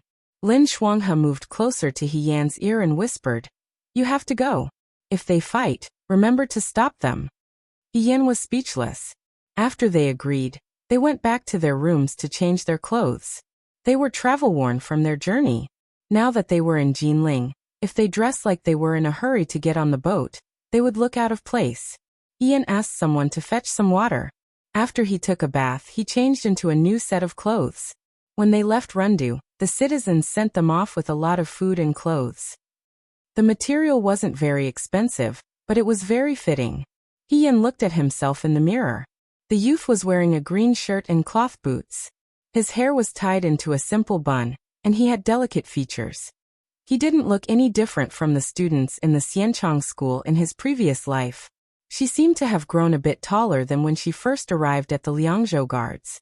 Standing in the room, she was as tall and straight as a poplar tree, young and full of vitality. After Yan finished tidying up, he pushed open the door and walked out. As soon as he walked out, he found that everyone had already finished tidying up and was waiting for him outside. He impatiently said, You're just a little Muan Lang. Why are you so troublesome? There are so many people waiting for you. Are you putting on makeup inside? Yan thought to himself, what a coincidence. She really was putting on makeup inside. A girl pretending to be a man also needed to put in a lot of effort. Xiaoju glanced at him and smiled slightly. Let's go. The residence that Yang Mingji arranged for them wasn't far from the Qinhuai River. As a result, they didn't take a carriage and walk towards the Qinhuai River on their own. Their group was made up of either handsome youths or handsome men. They were particularly eye-catching as they walked on the streets.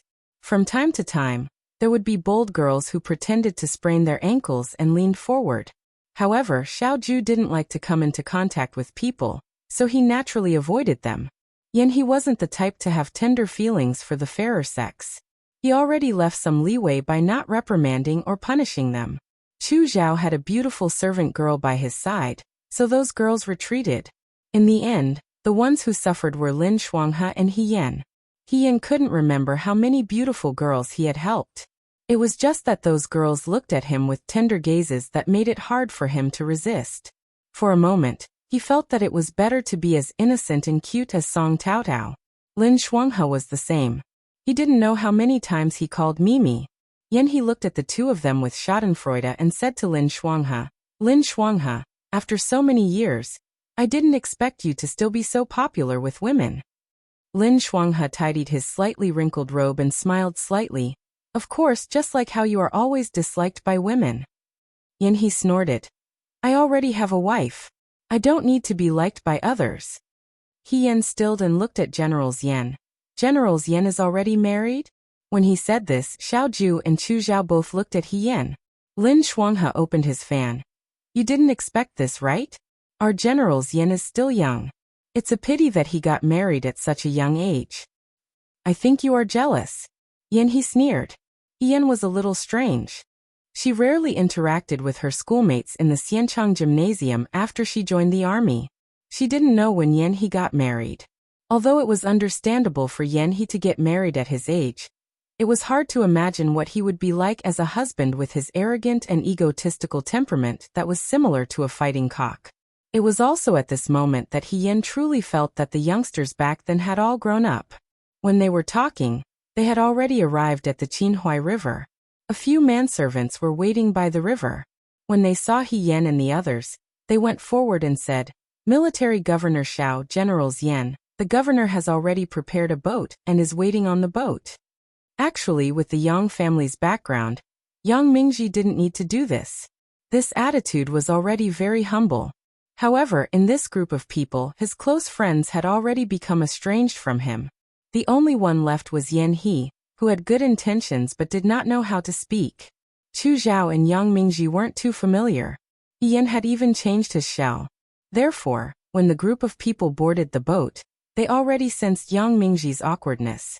Yang Mingji had already taken off his governor robe and changed into a sandalwood-colored long gown. Although he was an official, his face didn't have the slightest worldly aura of an official. Standing here, he was even more restrained and had the arrogance of a young man. He Yan felt as if he had returned to the Xianchang gymnasium. Yang Mingji was still the Yang Mingji of the past. He patted Yang Mingji's shoulder and walked to the bow of the boat to take a look, saying, You really know how to enjoy life. You picked such a good place like Jinling. Little did you know that a few days ago, we were fighting in the Rundu, not far from your Jinling. That was hell on earth. They already ate people. Yang Mingji was stunned. Really? Then, a hint of anger appeared in his eyes. He moved his lips as if he wanted to say something, but in the end he didn't say anything. Yudo did evil in Jiang and Runda's Huayuan, but Jinling City was not affected at all. It was still peaceful.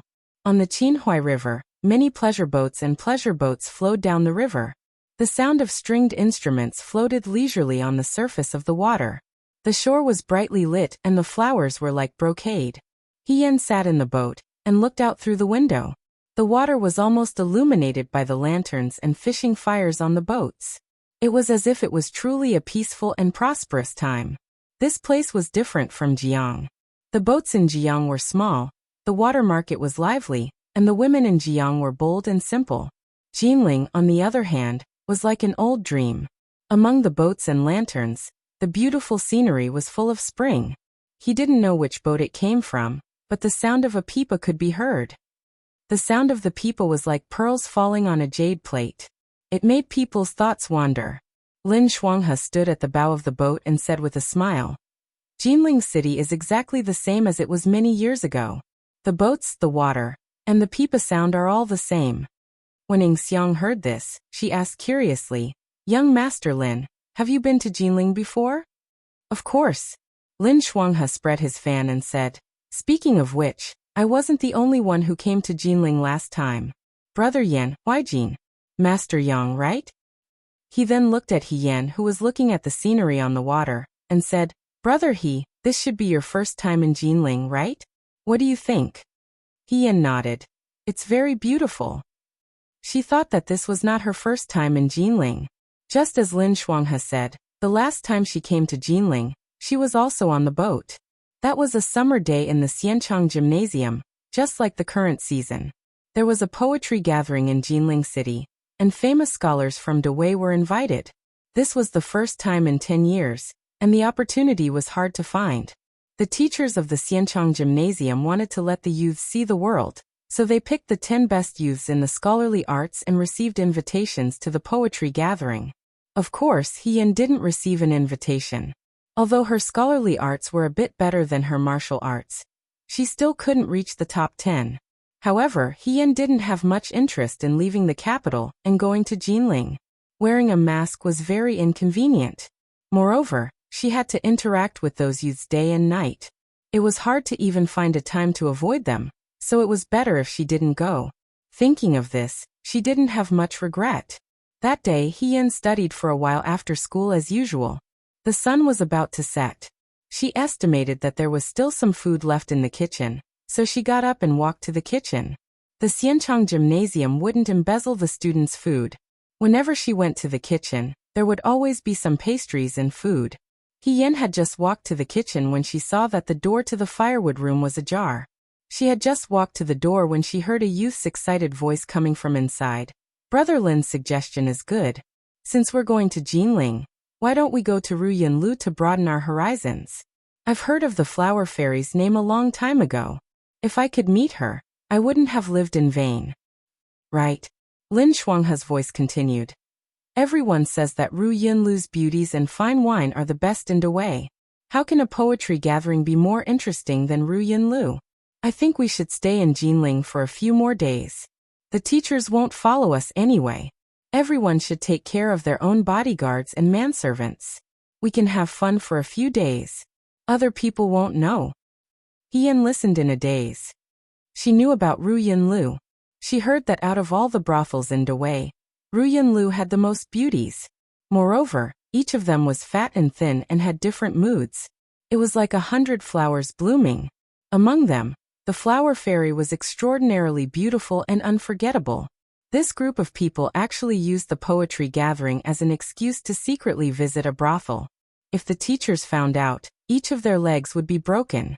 He Yan sighed at their courage. She didn't want to get involved in this matter, and was about to leave. Suddenly a voice came from inside. Who is it? The next moment, the door to the firewood room was opened. A group of youths sat around and looked over. He Yan grabbed his collar and angrily said, You were eavesdropping? I didn't want to eavesdrop, He Yan explained. I was just passing by. They were the ones who spoke so loudly and didn't close the door. They were so arrogant. How could they blame her? Yan He threw her into the firewood room and closed the door. The youths looked at her with burning eyes and talked at once.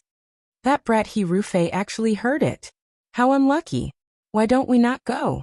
What if this guy tells on us? No, it's not easy to go to Jinling.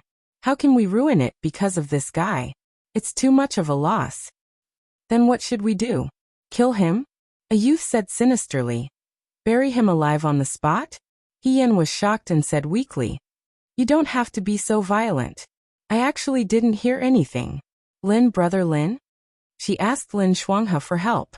In any case, they had progressed together before. At this time, he couldn't just leave her in the lurch. Lin Shuanghe stared at her and thought for a moment. He closed his fan. It's not a big deal. I believe that even if brother He heard it, he won't tell on us. Is your belief useful? Yan He's face was very dark. Are you going to take responsibility if something happens? I won't take responsibility. However, We can just bring him along. Lin Shuanghe spread his hands. This way he won't harm himself. Yan. Lin Shuanghe could always come up with a strange solution for these things. Yan struggled. Sir won't agree. I don't have an invitation. You don't have to worry about that. Lin Shuanghe smiled. Leave it to me. Just like that, Yan was forced to go to Jinling with the other youths. Lin Shuanghe didn't know where he got the invitation, but Sir agreed. Although Madam he was a bit uneasy, He Yuanqing was very supportive. As long as it was something that could bring glory to He Rufei, he was very supportive of it. Therefore, without much effort, He Yan went to Jinling with the other youths for the first time. They went by water. It was He Yan's first time on a big boat. He vomited so much that he almost threw up his heart and liver. The other youths didn't like to bring a burden like him, so they laughed at his weak body. The only one who had a good relationship with He Yan was Lin Shuanghe, but he had already become good friends with the boatman's daughter. When he was free, he would tell stories to the boatman's daughter, which made her laugh nonstop. He didn't have time to care about brother He, who was forced to go on this long journey because of him. He Yan couldn't say anything about the bitterness in his heart. He raised his head and leaned against the side of the boat, listening to the cheerful laughter of the youths playing cricket. He looked at the cold moon in the sky and felt the cold wind blowing. His heart was particularly cold. Just as he was thinking about whether or not he could fish on this boat, he suddenly saw someone patting his shoulder from behind. He Yan subconsciously turned his head. The next moment, something cold was stuffed into his mouth. He was shocked and wanted to scream, so that thing slid down his throat and into his stomach. Cough, cough, cough. He Yan coughed violently and looked at the person in front of him. The white-robed youth supported himself with both hands on the side of the boat and casually looked at her. Under the moonlight, his pupils clearly reflected his own image. He Yan hurriedly touched his throat and asked, What did you give me to eat?" Xiaoju lazily said, "Poison." "What?" He Yan turned pale with fright. "Shoo." He supported his chin with one hand and looked at the distant flowing water. "Don't scream. If you scream too loudly, you will die very quickly." He Yan's tears were about to fall. "I have no grievances with you. Why do you want to harm me?" The youth's mouth twitched. His usually lazy face had a hint of evil. "Isn't this because I am afraid that you will tell on me?" "I won't tell on you." He Yan panicked. "Quickly give me the antidote." "There is no antidote," Xiaoju indifferently replied. "There is no antidote." He didn't look like he was lying. He Yan was stunned for a moment. He only felt that his legs were weak. He couldn't support himself and sat down on the ground. "Why is it like this? So these youths tricked me into coming out just to make it easier to kill me? It seems that this place is indeed very suitable for killing people. If a dead person is thrown into the river, there will be no trace of them. But if they are eaten by fish after they die, will it be cold?" At that time, she was not very brave and had many thoughts. After thinking for a long time, she finally raised her head and asked the youth standing at the bow of the boat, "How many days do I have left to live?" Xiaoju didn't expect her to ask this question. He was startled for a moment and snorted, 5 days. 5 days. He Yan murmured. "Only 3 days until we reach Jinling. Well, there are still 2 days left. I can go and see the flower fairy. Since I am going to die, it is not a loss to see the beauty before I die." She thought so. Xiaoju sneered and didn't answer. He Yan hugged the mast of the boat and sat for a while. After an unknown amount of time, she stood up and walked in shakily. After 2 steps, she suddenly realized something. She didn't vomit. He Yan understood in hindsight. He jogged in front of Xiaoju. She looked up and asked him excitedly, "Huijin brother, I don't get seasick anymore. Did you just give me medicine for seasickness?" Although the mask covered her face, it couldn't hide the smile on her face and the joy in her voice. Xiaoju looked at her indifferently and curved his lips. Although his tone was gentle, his words were harsh. "Idiot." He turned and walked in. He Yan looked at his back and felt that this person was really boring. Medicine for seasickness was fine. Why did he have to tease and scare her? Although she was really scared, He Yan couldn't help but laugh when she remembered the funny things that happened when she was young. In the boat not far away, the sound of the pipa came from a woman's singing voice. sung mountain far away, Wu mountain far away. The small boat travels all the way, the dream is hard to pull back, fleeting life song several times. It's hard to think, it's hard to hate, but now you and I are separated, the spring breeze is old and young. The woman's voice was gentle and clear. It was even more moving than the sound of the pipa. Lin Shuanghe pointed at the boat with his fan and said, "That's it." Back then, the flower fairy's music was like this too. It lingered in the air for 3 days. He suddenly froze. As if he thought of something, he quickly walked forward and said something to the servant on the boat. The servant quickly left. Not long after, the boat in front stopped. The curtain was lifted and a woman walked out with a pipa in her arms. The woman was wearing a light red dress. Her eyes were half curved and her lips were like cherry blossoms. She was soft and gentle, charming and delicate. Standing at the bow of the boat, just her appearance alone was enough to make people's hearts ripple. The lights on the boat made it difficult for people to see her face clearly.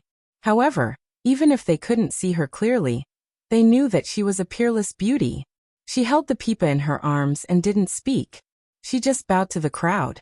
It was like an old dream by the Qinhuai River, illuminating the ignorant eyes of the youths. Traveling fairy? Lin Shuanghe said in surprise. Chapter 185. Hua Yuxian? Yan was stunned. Everyone on the boat was stunned when they heard this name. The singer holding the pipa was also shocked. She looked at Lin Shuanghe and stared at him for a long time. Then she called out uncertainly, "Young Master Lin?" It really was Hua Yuxian. Yan quickly walked forward. He rubbed his eyes subconsciously, afraid that this was all just a dream. Who would have thought that Lin Shuanghe would really meet Hua Yuxian just as he mentioned her? But why was Hua Yuxian in Jinling? Yan was not the only one surprised. Lin Shuanghe said, Aren't you married? You followed that scholar surnamed Wang to Yangzhou? Why are you in Jinling? Am I dreaming?" He turned to look at everyone. Their reactions told him that it was indeed true. Hua Yuxian looked at everyone on the boat. She was also excited. She calmed herself down and said, "I have divorced my husband. Yangzhou is not my hometown after all, so I decided to come back to Jinling. I have only been in Jinling for half a month. I did not expect to meet all the young masters here." Her eyes curved. She was as charming as before. "It has been many years since we last met. How are the young masters?" Lin Shuanghe moved his lips. After a while he said, "I am fine. But Miss Yuxian, you are now?" "I have returned to Ruyanlu." Hua Yuxian was very calm. "I have always grown up in Ruyanlu. In Jinling, Ruyanlu is also my home." She looked at everyone. "If the young masters have nothing to do, why don't you go to Ruyanlu later? Ruyanlu is not as good as it used to be, but it is not bad." Lin Shuanghe turned and asked everyone, "Let's go to Ruyanlu? It has been so many years. I want to see it again." This time, even Yan He, who was always picky, did not say anything. Everyone agreed at the same time. Hua Yuxian saw this and smiled. She ordered the boatman to lead the 2 boats to the shore. Yan stared at the blurred lights on the shore. He could not calm down. Half of the beauties in Jinling City were from entering Cloud's restaurant. Every girl in the brothel had a flower name when they reached a certain age. Only Hua Yuxian didn't have a common name like Peony or Peony. She had chosen her name herself. Taking this from a travelogue, it was said that in the country of Chiotzi, there was a pillow the color of agate. The pillow was the 10 continents, the 3 islands, the 4 seas, and the 5 lakes were all in a dream. It was named the traveling immortal pillow. When Hua Yuxian was young, she especially loved reading travel books. She hoped that she could marry a lover in the future. She longed for her future husband to take her everywhere. He named himself Traveling Immortal. The mother of Entering Cloud's Tower also felt that this name was very good, so she called it Flower Fairy, Flower Fairy. When Hua Yuxian was 14 years old, she was already famous in Dawei because of her beauty. She was also very talented and knew everything about music, chess, calligraphy, and painting. Many princes and young masters were willing to throw away a lot of money in exchange for a smile from a beauty. Naturally, she was fully deserving of the title of top courtesan in Entering Cloud's Tower. For the youths of Xianchang Dojo, Hua Yuxian was like a fairy from the 9th heaven. Not to mention that the courtesans of the brothel were inferior. For children like them who had strict upbringing and would be beaten until they couldn't get out of bed when they entered the brothel, Hua Yuxian was simply an unattainable dream. They didn't want to get close to her or anything. As long as they could take a look and see the legendary peerless beauty, they would be satisfied. Therefore, the Jinling Poetry Festival was simply an opportunity that all the youths wished for. Each of them was eager to try, rubbing their hands together. In addition, there was Lin Shuanghe, this person who frequently came up with bad ideas. Very quickly, all the youths decided on their manservants and bodyguards. Hien was a girl, so he didn't have the yearning that the youths had for Hua Yuxian's dream lover. However, he also wanted to see what kind of beauty the world said was rarely seen in 100 years was. However, while he was looking forward to it, he was also a bit nervous. If He Yuansheng found out about this, he didn't know how long he would be punished to kneel in the ancestral hall. The youths who came out together were all wealthy and respectable. Naturally, they didn't lack money. However, it was their first time entering a brothel, and they didn't have much experience. They dressed themselves up like peacocks, thinking that this would show that they were full of confidence. Except for Yang Mingji, Xiaoju, and Hien. Xiaoju was used to wearing a white gown and a silver crown. Her charming face was frosty. Yang Mingji was a modest gentleman, clean and handsome. Hien was afraid of attracting attention. Originally, she wore a mask and was already different from others. If she also wore gold and silver like Yan He, she was afraid that the news would spread to the He family in Shuajing tomorrow. Therefore, she wore the most ordinary clothes and stood beside the group of wealthy youths like a manservant. Even though the manservant was still wearing a mask that covered his face tightly, he still couldn't help it. Old Madame Ding of Entering Cloud's brothel had seen countless people. With one look, she could tell that this group of youths were all inexperienced. She could also tell that their family background was not ordinary. She thought that it was some family's young masters who came out to see the world. Immediately, her smile became even more enthusiastic. She only cared about serving the best food and wine, and called for sensible and obedient girls to stand by the side to serve them. The youths were served until they were floating. They felt that they could finally hold their heads high, and were no longer children in the eyes of their fathers and brothers. When they were drunk, there were still people who remembered their purpose for coming. They only asked the girl beside them, "Where is Hua Yuxian? Why don't I see Hua Yuxian? We came here to see Hua Yuxian." The girl still wanted to muddle through. She whispered into the youth's ear, "Young master, if you say so, you will hurt Kai Lian's heart. Am I not good enough? Why are you thinking of someone else?"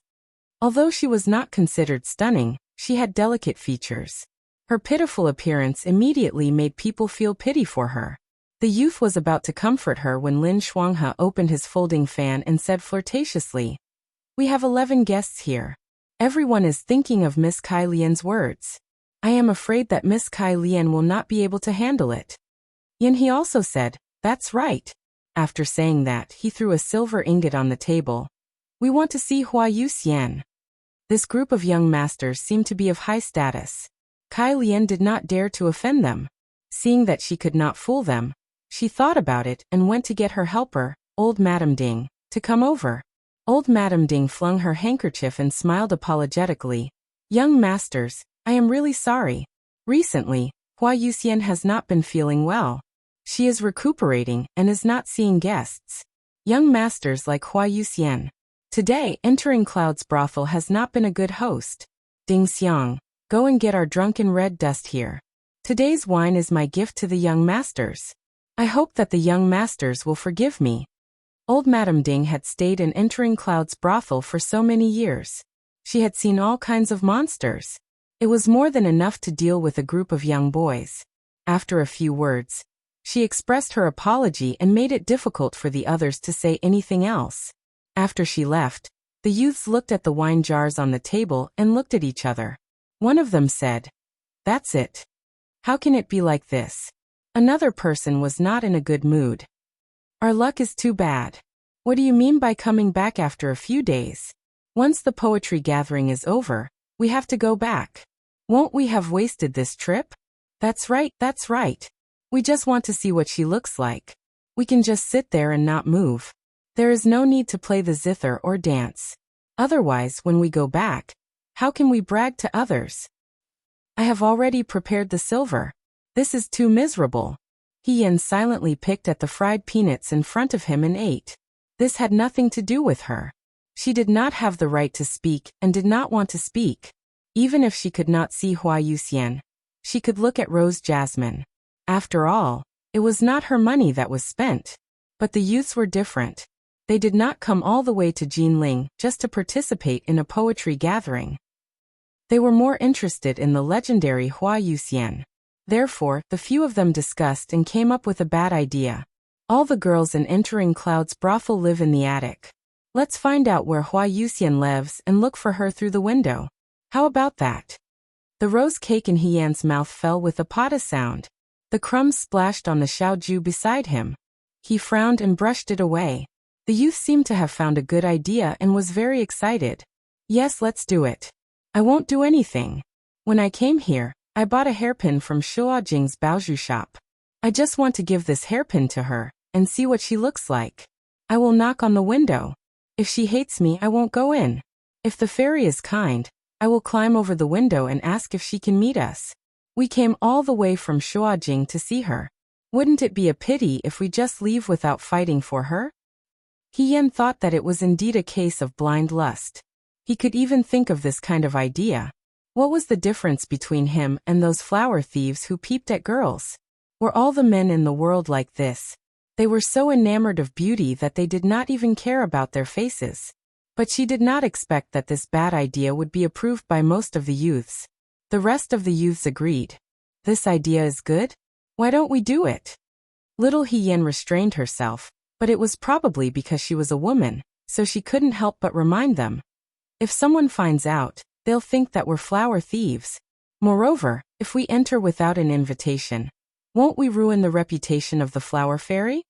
At that time, the youths were pure and innocent. They did not think that the girls in Entering Cloud's brothel did not have a reputation to speak of. After thinking for a while, someone said, "We will knock on the window from outside and pass her a note. If she agrees, we will go in. Before that, we will not enter her room."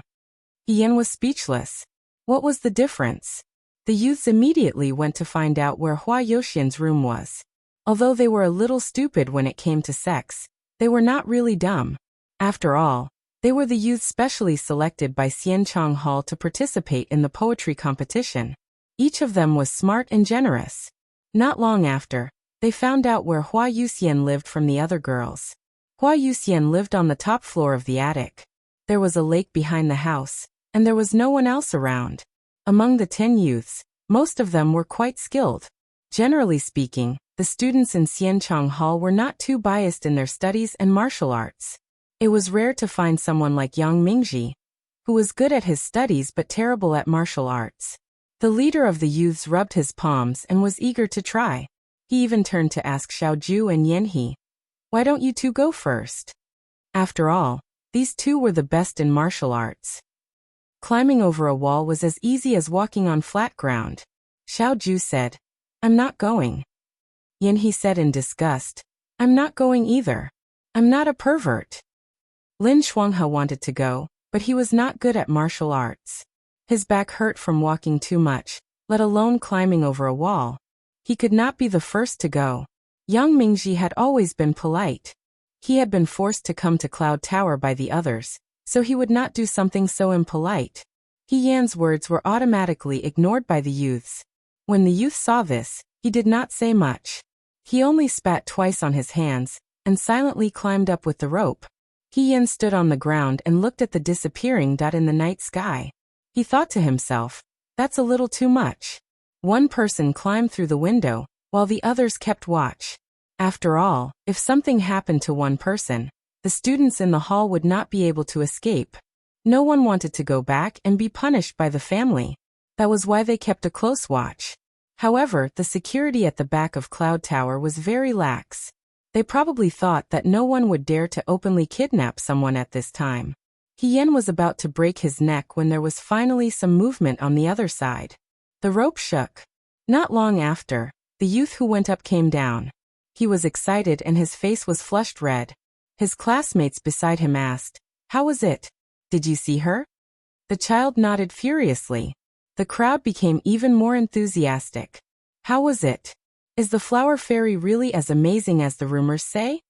He nodded furiously again. Then how is she? This person was protective of the fairer sex. He still remembered that the flower fairy had not been feeling well recently. "Is she very haggard? Is it serious? Do we need a famous doctor to take a look?" The youth puffed up his cheeks and said after a while, The flower fairy is locked in the house and under house arrest. When I passed her the note, she opened the window and let me in. She even asked me if I could save her."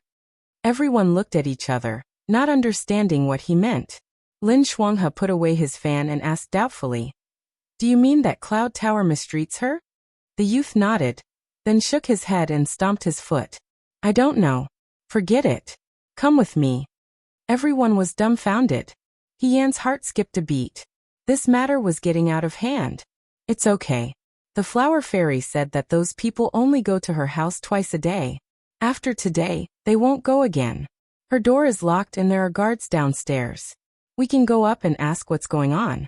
If there's really a problem, as men, we can't just leave her in the lurch, can we?" Young men around the age of 10 were always looking forward to the day when they could become the hero who saved the beauty. The more beautiful the beauty was, the more powerful the hero would be. If the beauty was a peerless beauty, it would be even better. The hero would definitely become a legend. Yan subconsciously refused. This isn't good, right? How about I stay here and keep a lookout for you? I won't go up." The youths looked at him with burning eyes. "What's not good about it? You're weak and easy to bully. If there's any movement, you might run away first. We don't trust you. Brother Mingji, your body is weak. Why don't you keep a lookout?" Yang Mingji couldn't ask for anything more and agreed. Xiaoju and Yan he didn't want to go, but after being coaxed by the youths, they finally agreed. Yan wanted to vomit blood, but he couldn't do anything about it. He followed the crowd and climbed up the rope to the attic. The windows of the attic were already open. The youths went in one by one. When they entered the room, they suddenly felt a woman's fragrance. There was only a dim oil lamp in the room. Under the oil lamp, there was a peerless beauty sitting on a rattan chair. There were actually many beauties in Shua City, but the woman in front of them was captivating. Her eyes were round, but the corners of her eyes were sharp. She was charming and innocent. Her skin was extremely white, and her lips were shockingly bright. Her long hair wasn't tied up and just casually draped behind her head. It contrasted with her vermilion muslin dress. There was no need to talk about her appearance. Her gentle and charming manner was more charming than words. At first glance, she was like a goddess descending to the mortal world. The usually arrogant and noisy youths all fell silent in front of this woman. Their faces were all red and their eyes were stunned. Yan's face was covered by the mask. He only thought that there was actually such a beautiful woman in the world. "I am Hua Yuxian." The woman's smile was like a flower. Her voice was soft and sweet. "Greetings to the young masters." Hua Yuxian was a few years older than the oldest child here. Because she had always stayed in Ruyunlu, she didn't look immature at all. When the children were suddenly spoken to, they stuttered and didn't say anything. One by one they turned into quails. Even Lin Shuanghe, who was the most skilled in this, didn't know what to say for a moment. It was Xiaoju who opened her mouth and said calmly, "I heard that Miss is under house arrest?" Hua Yuxian looked at Xiaoju. Her gaze couldn't help but pause. There was no other reason. This youth's appearance was too outstanding among his peers. And his gaze was calm from the beginning to the end. He wasn't fooled by her appearance. His gaze was as calm as water. This was rare. Hua Yuxian also felt that it was interesting. But soon she answered, "That's right." "Who put you under house arrest?" Yan he was a straightforward person. He immediately asked, "Mother from Ruyunlu?" "Not really." Hua Yuxian smiled. Although she was a woman from Ruyunlu, she was neither servile nor overbearing when speaking to these youths. She had a good sense of propriety. She was neither too distant nor too domineering. "Mother had no choice. The one who put me under house arrest was the cousin of the governor's wife." This was a slight detour. Lin Shuanghe was indeed someone who had read all kinds of stories. He immediately asked, "Did that person want to force you to return home?" Hua Yuxian looked at the young master holding a fan in front of her. She was slightly surprised. Then she smiled and said, "That's right." For a moment there were low gasps in the room, followed by angry reprimands. How can this be? This local official is too overbearing. Is no one going to do anything about it? Snatching a civilian girl in broad daylight. This is a violation of the law. Is there any way to get you out of here? The flower-traveling deity looked at these young youths and smiled. Her voice was also very gentle as she comforted them. Actually, it's fine if it's just the traveling deity. Once you enter the cloud pavilion, you have no choice but to do so. I already knew that this day would come, but because I implicated others, Her expression dimmed, and a layer of worry appeared between her brows. The worry of a beauty was pitiful. Yanhe swung his ponytail and said, "Miss, if you have something to say, just say it. If you have any difficulties, we may be able to solve them for you." He coughed lightly and praised himself. "My family background is much more powerful than that governor." Although he was dressed very extravagantly and his clothes were embroidered with layers of gold and silver thread, one could tell that he was wealthy. Not only him, the group of youths, especially the one in the white robe, did not look like ordinary people. Hua Yuxian had stayed in Ru Yunlu since she was young. Although she was not as sharp as Madame Ding, she was better than ordinary people. When Yanhe said this, a ray of hope rose in her heart. Here she was a weak girl. Naturally, she could not go against the government. Even Ru Yunlu and Madame Ding had to obeying Tian Fu. But if this young master was really more powerful than the governor as he said, she might have a chance of survival. It did not matter how she was. What was important was that that person was fine. Thinking about this, Hua Yuxian smiled and looked at Yanhe. She asked gently, "May I know young master's name?" Yanhe blushed from Hua Yuxian's smile. He was about to say his name when he suddenly remembered that he came to Ru Yunlu behind his family's back. He said, "My surname is Yan." "So it's you, young master Yan." The flower fairy looked at him. "No matter what, I have to thank you, young master." She sighed softly. "Actually, I was the cause of all this." Just as Lin Shuanghe had guessed, Hua Yuxian was famous in Ru Yunlu when she was 14. After she turned 16, there was an endless stream of people who wanted to marry her. Madame Ding could not bear to part with such a money tree. Of course, she wanted to keep Hua Yuxian for a while longer. Besides, they had called each other mother and daughter for many years. There was some warmth between them. Madame Ding was also planning to find a good family to marry Hua Yuxian off when the time came. With Hua Yuxian's status, it was inevitable that she would be criticized as a wife. But if she went to a rich family and served them well for a few years, she would have a son by her side. She would have a good life in the future. But when Hua Yuxian was 18, she fell in love with someone. This person was called Wang Sheng. He was not from Jinling. He came from Yangzhou. To be precise, he was the son of a rich silk merchant in Yangzhou. He came to Jinling with his friends for business. He entered Ru Yunlu by chance, and was stunned by Hua Yuxian. It was love at first sight. Hua Yuxian was so famous. There were countless young men who liked her. Wang Sheng was not particularly outstanding among them, but love came out of nowhere.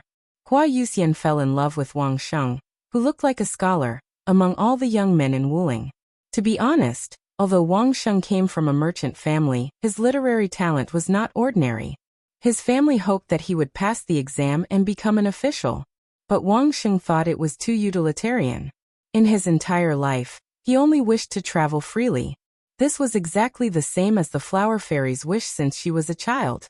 On the first day they met, they drank and chatted all night. Wang Sheng's family was in business.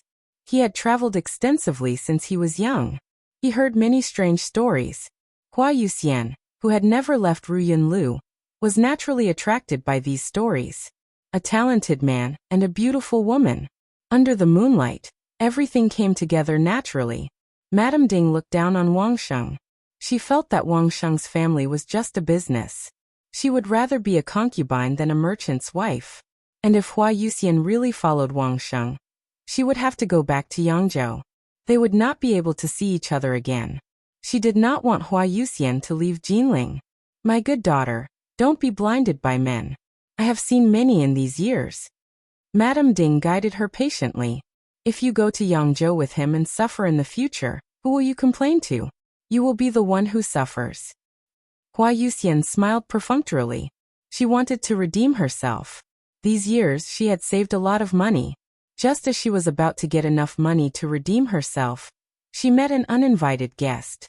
It was Yingtian Prefecture's governor's wife's younger brother, Tong Qiushi. Chapter 186. Tong Qiushi took a liking to Hua Yuxian and waved his hand, offering 1,000 taels of gold to make her his concubine. His sister was the governor at that time, and Mother Ding did not dare to offend her. Many of the ladies in Entering Cloud's brothel were taken as concubines by officials and nobles. Mother Ding was happy to do them a favor. Firstly, those ladies were willing to do so. It was a good thing that they did not have to show their faces in public. Secondly, for Entering Cloud's brothel to be able to stand in Jinling for so many years, they needed favors. But Tong Qiushi took a liking to Hua Yuxian. Hua Yuxian's heart was all on Wang Sheng, and Mother Ding could see it clearly. She also knew that although her daughter looked like she was good with money, she had her own ideas. Now that she was in love with Wang Sheng, she would not take a liking to Tong Qiushi. She was afraid that she would rather die than live in dishonor and fight to the death. Mother Ding wanted to persuade Tong Qiushi, but did not expect this young Master Tong to be a tough nut to crack. That night, he sent people to cause a ruckus and almost burned down Entering Cloud's brothel. The governor was henpecked and naturally sided with his brother-in-law. Mother Ding could not say anything. While she was angry at Tong Qiushi for being unreasonable, there was nothing she could do. Although Entering Cloud's brothel knew many officials and rich families, a strong dragon could not defeat a local snake. No matter how beautiful Hua Yuxian was, she was just a brothel girl. Offending the governor for a brothel girl was not a good deal. Ever since Hua Yuxian met Wang Sheng, she only went on stage to play the guqin and became a performer. After a while, there were fewer people who could stand up for her. Tong Qiushi took Hua Yuxian's body contract and ordered people to put her under house arrest. He even picked a good day and planned to bring her into the residence. That was not all. He also ordered people to find out where Wang Sheng was and imprisoned him in the village, torturing and beating him every day. These things were found out by the ladies in Entering Cloud's brothel, and they secretly told Hua Yuxian. Hua Yuxian was worried about Wang Sheng's injury, but she was unable to protect herself. After a while, just like what Mother Ding said, she became seriously ill due to excessive worry. If the young masters are willing to help, I will not ask for anything else, the flower-traveling deity said earnestly. I heard that young Master Wang is being held captive in a manor in the north of the city. I would like to trouble the young masters to rescue young Master Wang. Tong Qiushi is after me. Because of my mistake, I have implicated young Master Wang. I have not been able to sleep at night. Wasn't this a vulgar book about a tyrant forcing a woman to marry him, breaking up a pair of lovebirds and breaking them apart? The youths present all felt a sense of righteousness as a hero welling up in their hearts. That's not difficult. It's just saving someone. Don't worry, miss. That young Master Wang will definitely be brought out for you. Hua Yuxian's eyes lit up and she bowed down gratefully. Thank you, young masters. Everyone quickly reached out to help her up. Lin Shuanghe looked at her thoughtfully and asked, May I ask, Miss Yuxian, what will happen after young Master Wang is rescued? Hua Yuxian was stunned and then smiled bitterly. If the young masters can rescue young Master Wang, please help me tell him that Yuxian and young Master Wang are not fated to be together. I have implicated young Master Wang previously. Please leave Jinling quickly, and forget about Yuxian in the future. You don't plan to see him? He Yan, who had been sitting obediently at the side, finally asked. What do you plan to do? She had been hiding in the dark. Hua Yuxian did not know what to do. When she saw a masked person talking, she was shocked. But she quickly recovered and shook her head. Since he is the governor's wife's brother, I have no other choice. It is not up to me to decide. It is better to accept reality early. When she talked about her future, she was more carefree than when she talked about Wang Sheng. It was clear that she loved Wang Sheng more than she loved herself. Miss Yuxian, don't worry. The youth who had climbed in through the window first said. Since we have seen this, we must help until the end. Who would have thought that there would be such a disgusting bastard in broad daylight? How can we sit by and do nothing when a dog official is bullying people? Whether it is young Master Wang or you, we will ensure your safety. His words were sonorous and forceful, but how to ensure the safety would require further planning. While they were talking, footsteps came from outside. Hua Yuxian stood up and said, Someone is coming. I'll go out and hold them off. You guys leave quickly. Then he bowed deeply to the crowd and said, I'll leave the matter of Master Wang to you young masters. She pushed the door open and found an excuse to talk to the people outside. The rest of the youths climbed down from the window, like they had just come. Yang Mingji, who had been waiting anxiously downstairs, heaved a sigh of relief when he saw that everyone had returned safe and sound. He was about to ask them what had happened inside. But he raised his head and saw that the youngsters all had gloomy expressions. So he asked curiously, What happened? Why do you all look so pale? Lin Shuanghe sighed and shook his head.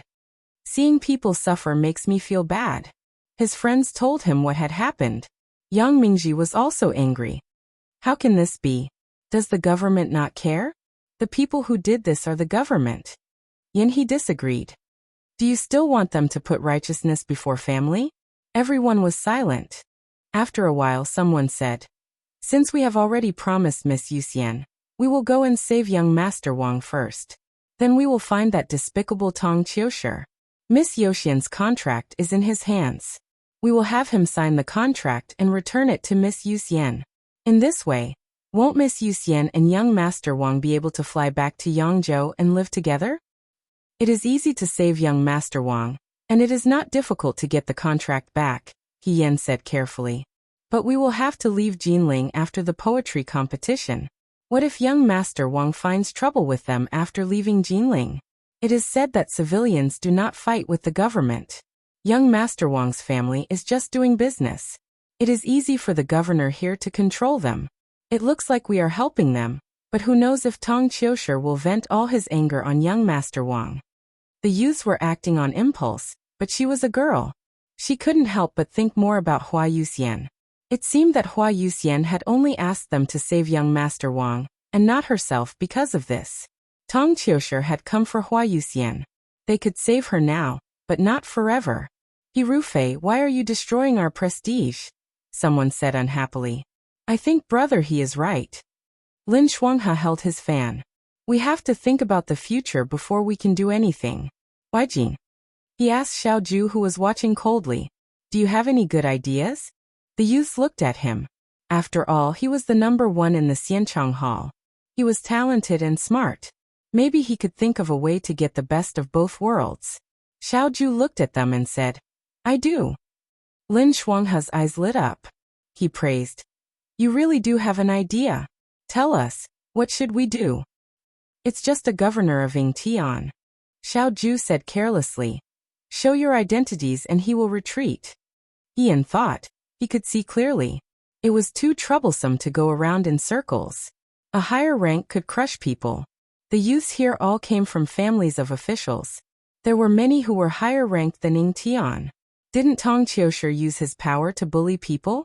As long as someone had more power than him, they could bully him.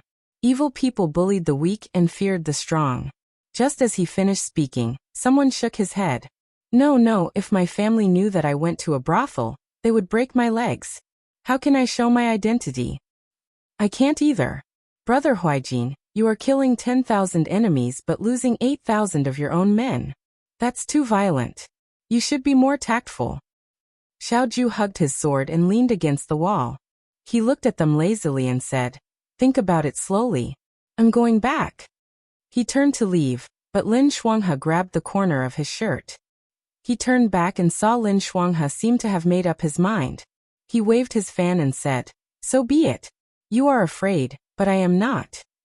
Even if my legs are broken, I will save Miss Yuxian and Master Wang. He even provoked his hesitant classmates. Are you still a man?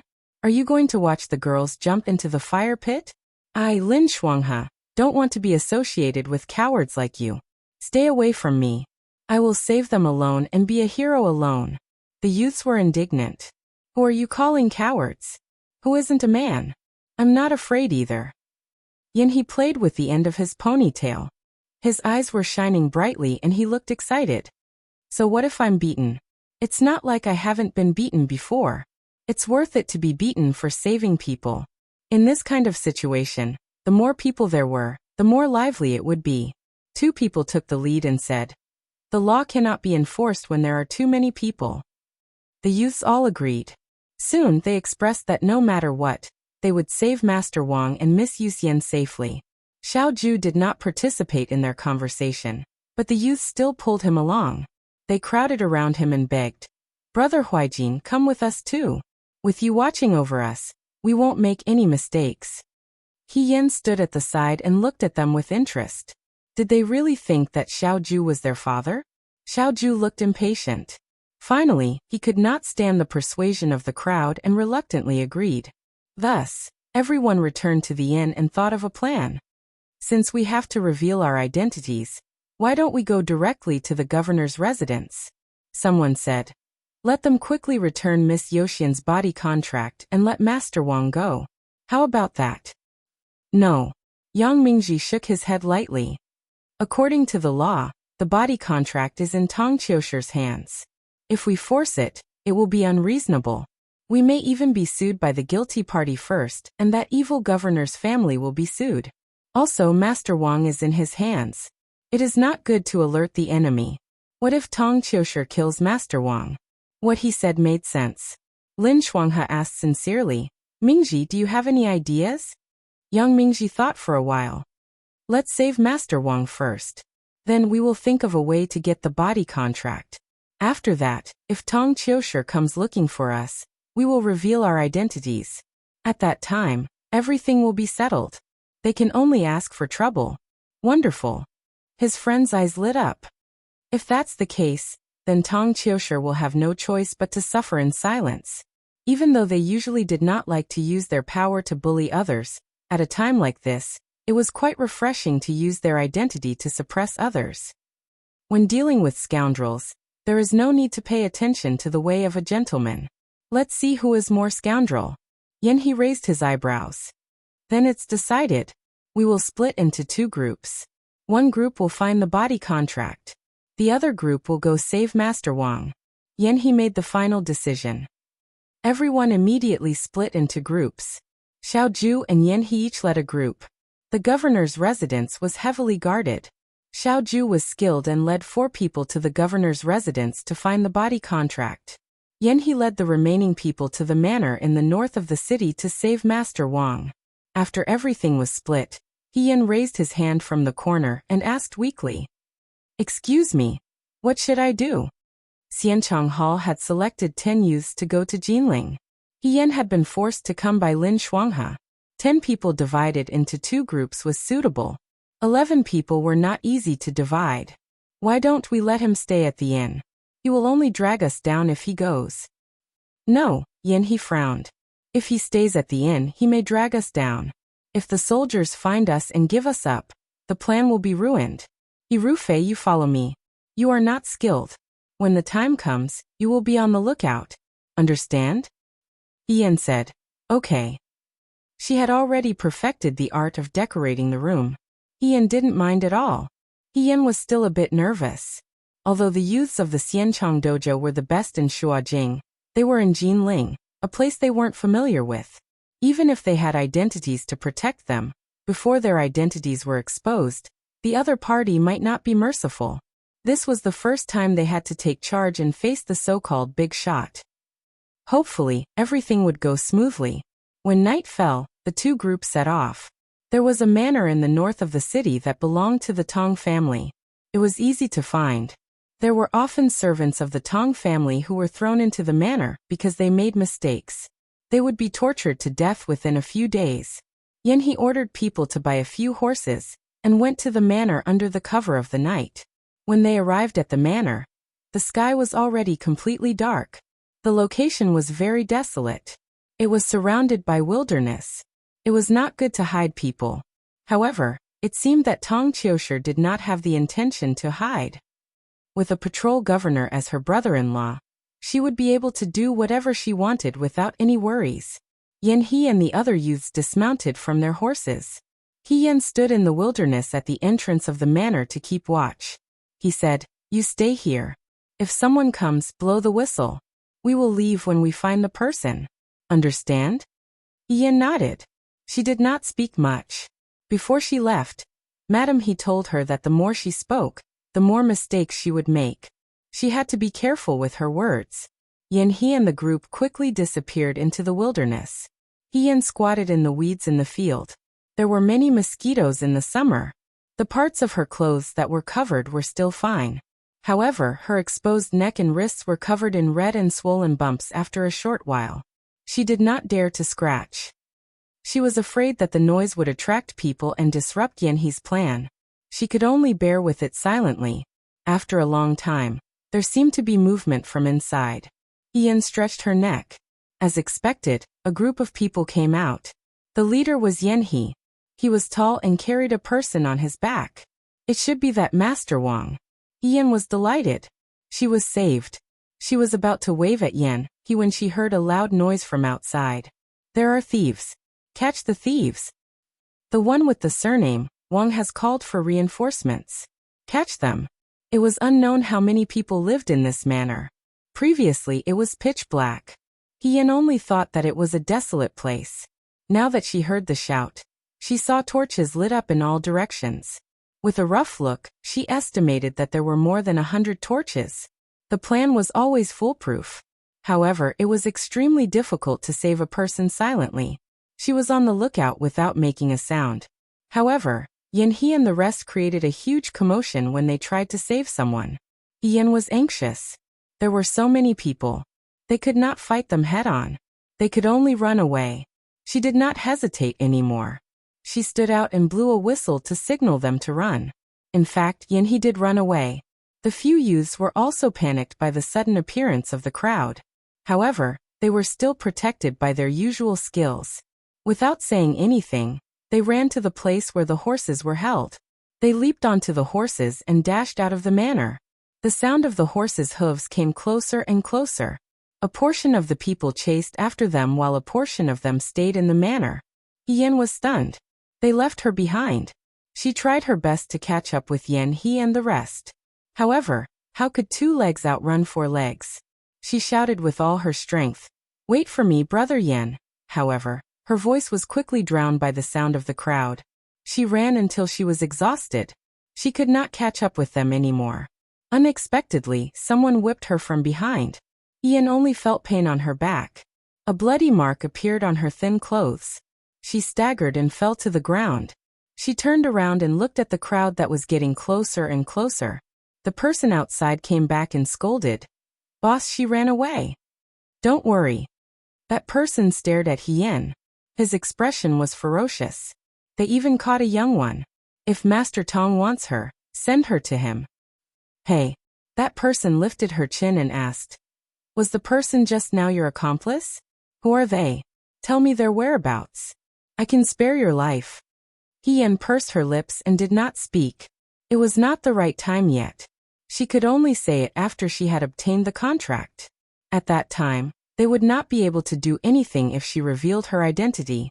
However, He and the rest would still come back to save her, right? Seeing that she refused to speak, the other party became angry. He kicked her, but Yen grabbed his knee and pulled her down. She jumped up from the ground and turned around to run.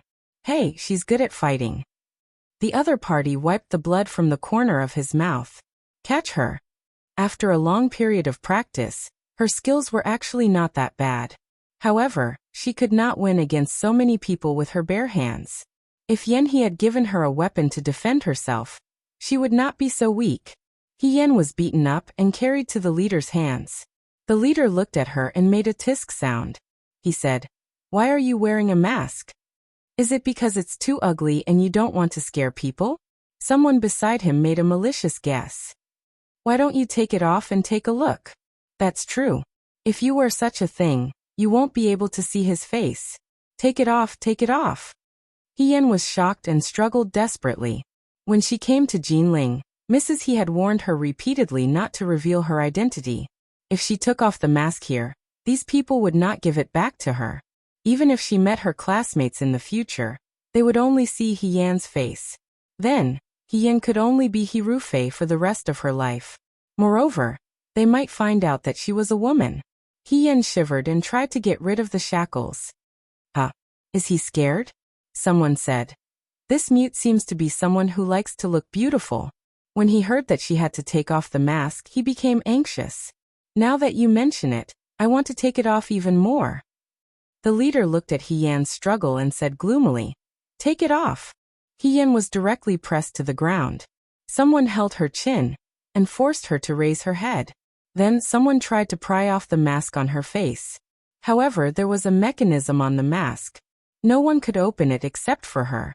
That person tried for a long time, but the mask didn't move at all. Instead, he was tired and sweating.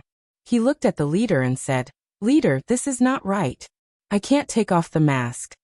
Why can't you take it off? The leader shouted, Let me do it. He grabbed He Yan's neck and tried to pry off the mask. However, it was impossible for him to do it. He Yan was also in pain.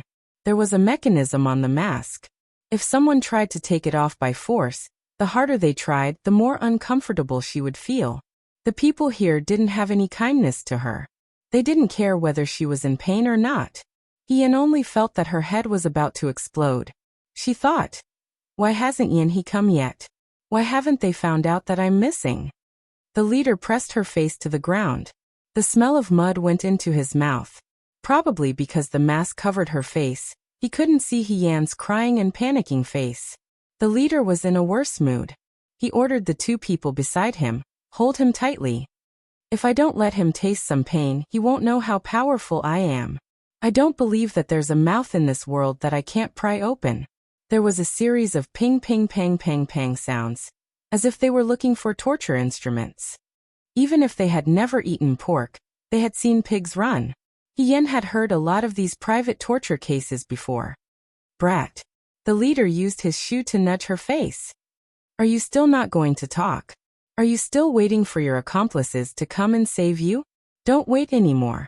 They won't come back. You'd better be sensible and tell them who took Wang Sheng away. That way, you can suffer less. He Yan was stepped on until she couldn't move. She thought bitterly, Yan He and the others have really forgotten about me. It was dark in the wilderness. She couldn't see the end of it. She could only hear the insects and birds in the forest. There seemed to be the sound of horse hooves. She put her ear to the ground and heard it clearly. She was startled at first, but then she gradually felt hope. She turned her head slightly and looked at the end of the wilderness. It seemed like someone was coming on a horse. They're here? They wouldn't abandon me. He Yan was ecstatic. The sound of horse hooves came closer and closer. The people in the village also heard it. Everyone was startled at first, then they raised their torches to look at the person. Under the light of the torches, a person and a horse came closer and closer.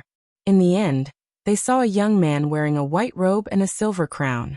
It wasn't Yan He. It was Xiaoju. Yan's smile froze. Her mask covered her stunned expression. Xiaoju pulled the reins and dismounted when he was about 10 steps away from He Yan. He had a long sword at his waist. He stood tall and straight. The silver python embroidered on his white robe shone brightly. He walked out of the darkness like a warm sun, brightening up the entire sky. The young man's gaze swept across the fierce people in the village. Finally, his gaze landed on He Yan, who was pressed to the ground. Sorry I'm late. Chapter 187. He Yan did not think that the person who came would be Xiaoju. She thought that Yan He and the rest would realize that she was missing after a long time and turn around to look for her. Although the possibility of this was very small, she did not think that it would be Xiaoju who came.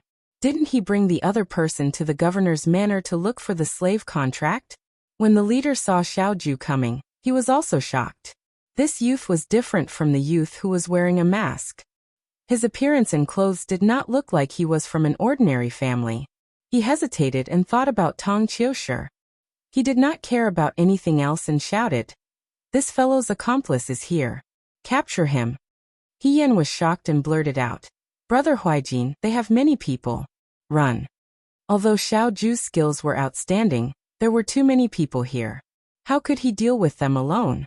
It seemed that Yan He and the rest did not follow. Things were not looking good. She was anxious and forgot her original intention. If Xiao Ju ran away now, what would she do? Xiao Ju's gaze swept past her, and only curved his lips. Yan did not understand the meaning of this smile. Then he heard the sound of horse hooves not far away. It was exceptionally bright in the night. Yan He and the rest came? This time Yan guessed wrong. The people who came were not Yan He, but 10 guards. Before they came to Jinling, their families were worried that something would go wrong on the long journey. Thus, they each chose outstanding guards to protect them. Although this group of youths did not hide their visit to the brothel from the guards, they did not dare to tell them about the rescue. After all, it was too dangerous. If they told the guards, they would most likely be stopped. However, the appearance of this group of guards was a good thing. Xiao Ju was too lazy to even draw his sword. The guards behind him did not wait for his orders. The people in the manor were all Tong Qiushir's henchmen. How could they be compared to the guards who were carefully selected from the Shuo capital? In a moment, there were cries and howls. It was a mess. However, no one paid any attention to Yan, who was pressed down on the ground. Yan put her hands on the ground and was about to get up when she saw a pair of boots stop in front of her. She raised her head and saw the youth looking at her. He held out a hand to her. That hand was slender and white, with distinct joints. It was clean and made one think of a fine jade carving. Her hands were covered in mud from the fight earlier. Yan hesitated and did not reach out his hand. The young man seemed to be impatient. After a moment, he grabbed her elbow and pulled her up from the ground. "Thank you," she whispered. Xiao Ju's gaze fell on the whip marks on her back. She didn't say anything. In just a short while, the guards had already knocked down all the people here and tied them up like pigs. "Who hit you with a whip just now?" he asked. Yan turned to look at him. Without waiting for her to speak, the leader cried out, "Young master, please spare my life. Young master, please spare my life. I didn't do it on purpose." "So it was you," Xiao Ju said indifferently. He unhurriedly bent down and picked up the whip that had been trampled on the ground. It was this whip that had lashed Yan's back. He handed the whip to Yan. "Hit him." "What?" Yan didn't understand. "Treat him the way he treats you." Xiao Ju lifted the corner of his robe and lazily sat down on the chair facing the group of people. He stretched out his hand to Yan as if he was watching a good show. "Please." Yan looked at the whip and fell into deep thought. He didn't hit him. The leader started to cry and howl again. He begged for mercy with tears and snot running down his face. "Why?" The youth looked at him playfully and raised his eyebrows. "You don't dare?" The leader was delighted. He thought that the masked boy looked weak and young. He might be soft-hearted. He begged again. No, Yan heard his own voice. It was small and firm. "Can I hit him a few more times?" The leader was stunned. Xiao Ju was also stunned. After a while he said with interest, "Up to you." Yan raised the whip. To be honest, although she was hit, she only got hit once. She said she wanted to hit him a few more times to vent her anger. She didn't want to come to Jinling this time. She was just being held up by Lin Shuanghe and his men. She didn't care if she came, but she had to suffer such an unexpected disaster. She felt very wronged. Since a punching bag had appeared in front of her, it would be a waste if she didn't hit him. Moreover, he wasn't a good person. He was a dog that bullied others because of his master's power. She would hit him a few more times and take it as revenge for young Master Wang and Hua Yuxian. Pa! The crisp sound of the whip echoed in the empty night. The lackeys who had been crying and crying just now didn't dare to speak anymore. Only the screams of their leader echoed in the air. Yan was very careful. She didn't hurt his bones. It hurt a little, but it was all superficial. She hit him a total of 10 times. After 10 times, the arrogant leader's face was full of tears. He was on the verge of death. He didn't even have the strength to scream. However, the masked brat obediently placed the whip in front of him, and even said in a warm voice, "Sorry to offend you." The leader fainted from anger. Yan walked to Xiao Ju. Xiao Ju glanced at him. "Done." "Done." He nodded, stood up, turned and walked out. "If you're done, let's go." The leader fainted after receiving such a beating. Someone in the crowd gathered his courage and shouted, Who are you? You're so arrogant.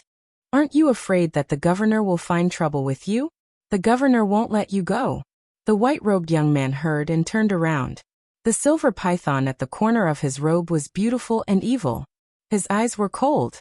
He laughed sarcastically. I'm afraid that he won't come.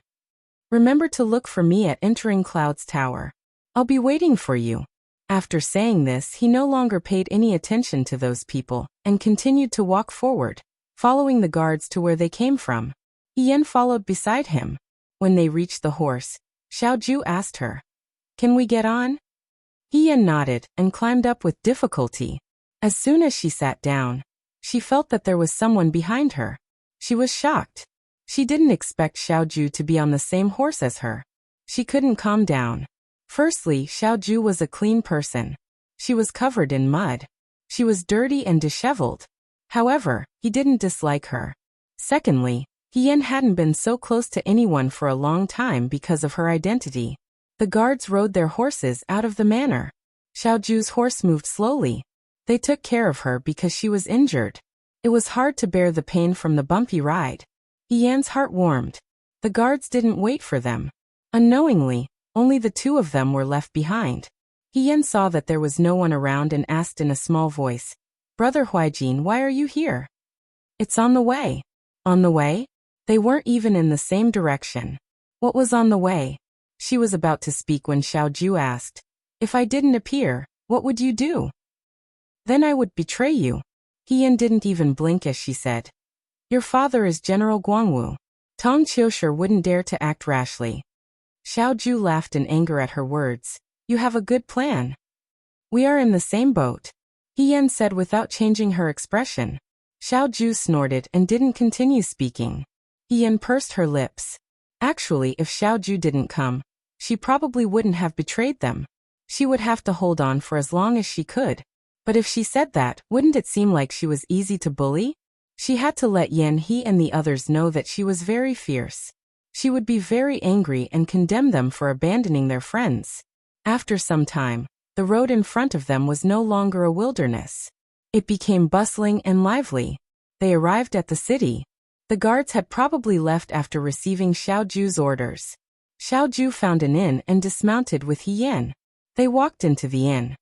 Wait. Yan grabbed her sleeve. Brother Huaijin, aren't we going to meet up with Brother Nanguang and the others? What are we going to do? Stay at an inn? Xiaoju sized her up. Are you sure you want to meet Yan Nanguang and the others like this? Yan was stunned.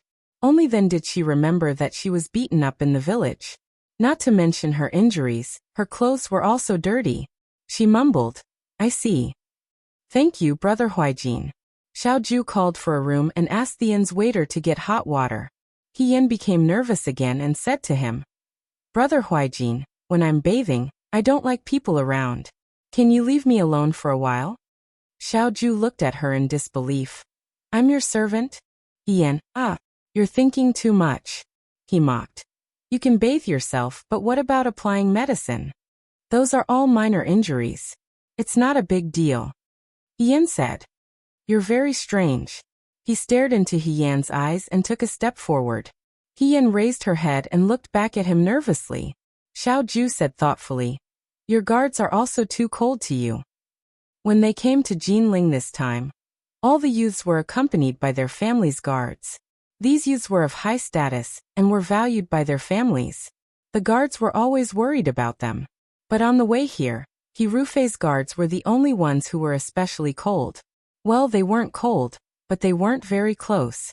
For example, tonight, if it were Lin Shuanghe's guards and they knew that Lin Shuanghe was injured, they would have called for a doctor to personally treat Lin Shuanghe. But Hirufei's guards didn't even ask. Hirufei was treated coldly in the He family, but Hirufei was He Yuanqing's eldest son, so it wasn't to this extent. Yan's heart jumped. She didn't expect Xiaoju to notice this. But how could she explain that she was a girl? Not many people in the He family knew about it. Those guards were also ordered by He Yuanqing to not get too close to her. But this became a fatal flaw. Yan tried her best to appear calm. I have a cold personality and don't like to have too much contact with people. I told them not to get close to me. Even a child wouldn't believe her words. Xiaoju lowered his eyes to look at her. After a while he nodded and said, okay. He ordered the innkeeper to send in clean clothes and medicine for injuries. He went out and left the room to Hien. After Xiaoju left, Hien finally let out a sigh of relief. Dealing with Xiaoju always made people nervous. It was probably because he was sharp and handsome, just like the giant python with silver scales embroidered on the corner of his robe. He was beautiful yet dangerous, indifferent yet cold. She soaked her whole body in hot water, and the warm feeling gradually calmed her flustered mood. Thinking about what had happened tonight, she gradually recalled a secret excitement. She was still a child in her teens. No matter how obedient she was normally, she still wanted to take an adventure. Although she was beaten up badly, she thought that Yan He and the others had already rescued young Master Wang. Since Xiaoju was here, it meant that the matter of the contract was going smoothly. The Flower Fairy's request was almost half successful. Even after many years, when he thought of this matter, it was enough to make him proud and happy. She washed her body and applied a layer of medicine on her back with difficulty in front of the mirror. Then she changed into the clothes that the innkeeper sent over. She carefully took off her mask. Just now, the people from the manor came to forcefully take off her mask. Although they didn't succeed, they made the mask tighten. There were marks on her face and faint bruises at the corner of her mouth. Yen sighed. She used a handkerchief to wipe her face. She was shocked when she heard someone knocking on the door. She hurriedly put on her mask and said, "Coming." Then she opened the door. The door opened and Xiaoju walked in. He glanced at her and said, "Done?" Hien nodded. His gaze fell on Hien. He suddenly pulled the corners of his mouth. "There is something I am very curious about." Hien instinctively replied, "What is it?" "Did you really wear a mask because you're ugly?" he asked slowly. Under the bright light, the youth's silhouette was beautiful. His eyes were as moving as autumn water, but they were bright as if they could see through everything. Hien almost cried out in that instant. But immediately, she kept her biggest secret. Of course. She even mimicked Xiaoju and laughed coldly. Not everyone is as handsome as Brother Huijin. Second young Master Xiao choked when he heard first young Master He, who had always done things quietly, suddenly explode with anger. Then he raised his eyebrows and said carelessly, "That's true." "Hien." He turned and called Hien. "Since you are done, let's go." Hien asked, "Where are we going?" "Entering Cloud's Tower." Entering Cloud's Tower was brightly lit. In the attic, Hua Yuxian looked nervously at the door. A group of youths were sitting in the room. A scholarly-looking youth was lying on the bed. This youth was very frail and delicate. He had already changed his clothes, but there were still scars on his face. At first glance, he looked a bit disheveled. At this moment, his eyes were tightly closed and he was sleeping. I have roughly bandaged and applied medicine for him. Lin Shuanghe waved his fan. They are all superficial wounds. But this Master Wang's body is too weak, so he looks a bit scary. After some rest he will be fine. Then he muttered. He said he would only practice medicine for women in the future. He made an exception before he finished his apprenticeship. Ah. Hua Yuxian bowed to Lin Shuanghe. "Thank you, young Master Lin. It is my duty." "Miss Yuxian, no need to be so polite." Lin Shuanghe smiled. He always had a good attitude towards girls. Tong Qiushi only wanted to torture Wang Sheng. He did not want to kill him right from the start. After all, he wanted to keep Wang Sheng alive to threaten Hua Yuxian, so Wang Sheng was still alive. The door opened. Everyone's eyes brightened, but quickly dimmed. It was Madame Ding. Madame Ding panicked. She twisted her handkerchief and said in a low voice, "Yuxian, why don't you take Wang Sheng away from Jinling before Master Tong finds out?" When this group of people brought the injured Wang Sheng into Cloud's Tower, Madame Ding was also shocked. But if she chased them out now, Wang Sheng would undoubtedly die. She had no choice but to let them in. Madame Ding did not know the identities of these young masters. She only knew that they were rich young masters from Jinling City, who wanted to have fun and come to the rescue of injustice. But while this was fun, there were endless consequences. She was absent-mindedly dealing with the guests downstairs. Finally, she felt that she could not hide the truth. This was no small matter, so she went upstairs to talk. Hua Yuxian shook her head. We can hide now, but we can't hide forever. Moreover, if Yuxian and Master Wang leave, what will you do? Tong Qiushi will definitely not let Cloud's Tower go. Since he dared to set fire to Cloud's Tower once, he will dare to do it again. Will he disregard the lives of the other sisters for Yuxian? Then what do you want to do? Madame Ding panicked. Tong Qiushi wants me. Hua Yuxian glanced at Wang Sheng on the bed. Her expression softened. As long as I listen to him and beg him, Master Wang will be saved. At least he can leave Yangzhou safely. Besides, Hua Yuxian hesitated. There's a young master who hasn't returned yet. If he falls into the hands of those villains and I leave with Sir Wang, they might vent their anger on the young master. If I stay here, Tong Qiushi may let them go for my sake. When she said this, the expressions of the youths in the room changed. That's not necessary. A voice sounded. Then the door opened. 2 youths walked in. The white-robed youth in front looked lazy.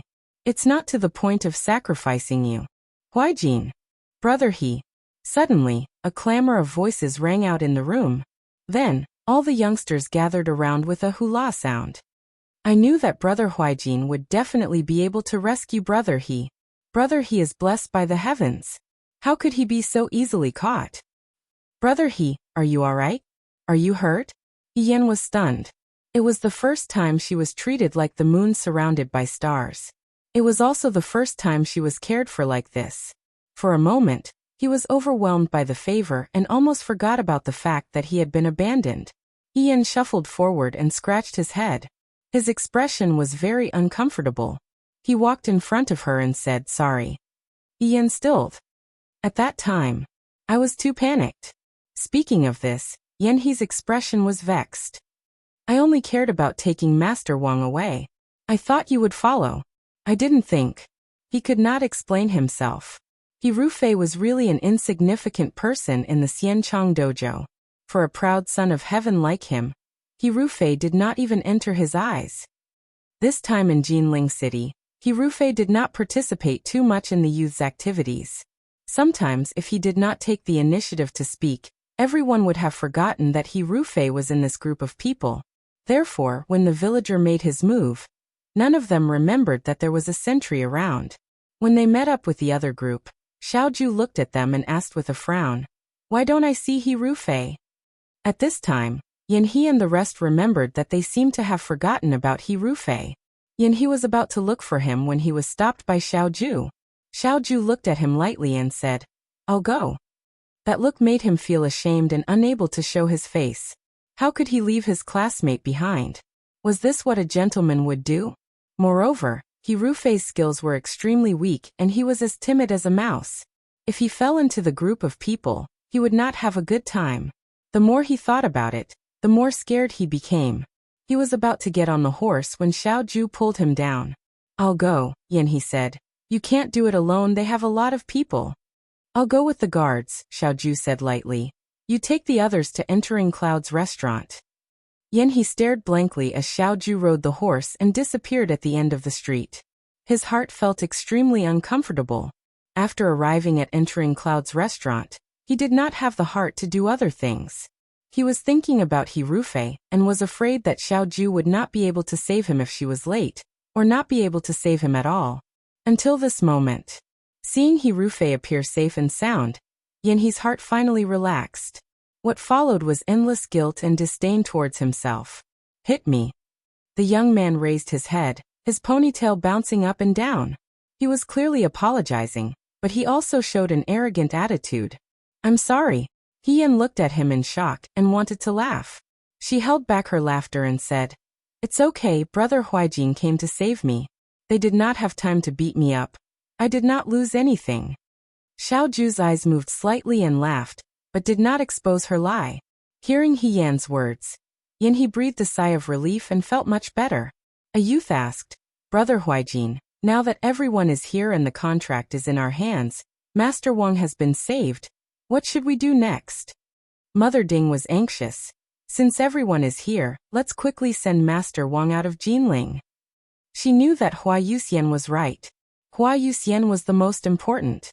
If Hua Yuxian left with them, the entire Entering Clouds restaurant would be in trouble. If they sent Wang Xing out, at least this trip would not be in vain.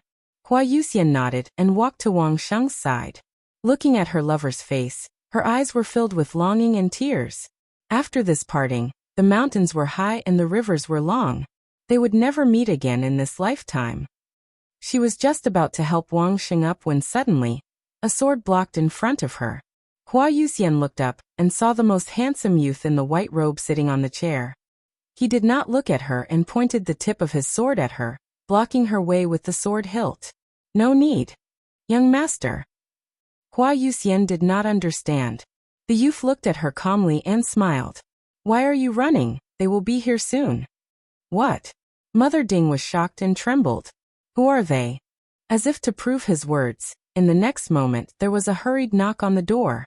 The door was pushed open and the girl called Kai Lian, whom they had met before, rushed in. She said in a panic, Mother, traveling immortal, bad news. Master Tong brought the officers from the governor's residence and surrounded Entering Clouds restaurant. He said that Entering Clouds restaurant is hiding a criminal and helping the villain. He wants us to hand him over quickly. What should we do? Mother Ding turned to look at them and was terrified. What should we do? Chapter 188. Below the Cloud Entering restaurant, it was completely surrounded. The guests had all been chased out, and the soldiers blocked the entrance. The girls stood on both sides in fear, looking uneasily at the man in the lead. It was a man wearing a dark green robe with gold lining. His clothes were extremely exquisite and luxurious, but the more luxurious it was, the more it made his face look shabbier. He was extremely tall and strong, and his skin was very dark. His eyes were almost a slit, and his face was oily. Standing there, he looked fierce and barbaric, and his expression was fierce. This was the younger brother of the governor's wife, that young master Tong Qiushi. Tong Qiushi scolded. Go capture him. The next moment someone's voice sounded. Using the word capture. This young master does not seem very polite. Tong Qiushi looked up, and saw a group of people coming down leisurely. The one who spoke was a 15 or 16-year-old youth. He had a graceful bearing, and held a folding fan in his hand. He even had a gentle and refined smile on his face, even though that smile was very dazzling. Walking with him were several youths. They were about the same age as him, and all of them were handsome and had an extraordinary bearing. Hua Yuxian and Mother Ding walked behind those youths. At a glance, it looked like those youths were protecting her behind them. Little bastard, you are the ones who took away Wang? You came to this young master's manor and smashed it? Tong Qiushi asked fiercely. He was having fun outside when he suddenly heard that a thief had entered the manor. Before he had time to be surprised, he received another piece of news that Wang Sheng had been taken away from the manor. Tong Qiushi immediately ordered people to search for Hua Yuxian's body contract in the study. It really was gone. He was shocked and furious. He was shocked that someone dared to mess with him, and furious that a small merchant dared to be so arrogant. Without another word, Tong Qiushi did not even have time to change his clothes before he led his men into the Cloud Entering Inn. Hey, you can eat whatever you want, but you can't say whatever you want. Lin Shuanghe looked at him with a smile. What proof do you have that we did it? What proof?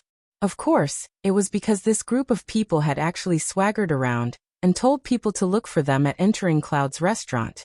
Tong Qiushi had never seen such a fearless person. Which family are you from? Tong Qiushi narrowed his eyes. Are you tired of living? And you? He looked at Hua Yuxian.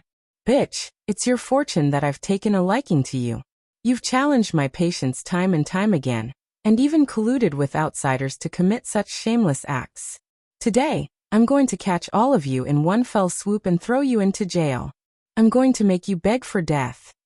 I'm going to let you know the consequences of offending someone you shouldn't have. As soon as these words were spoken, a young man behind Lin Shuanghe couldn't help but laugh out loud. When he realized that everyone was looking at him, he waved his hand in embarrassment. Sorry. I just thought it was funny. He lost interest and said, Can't these ruffians change the way they talk when they talk tough? It's always the same. I'm really sick of hearing it.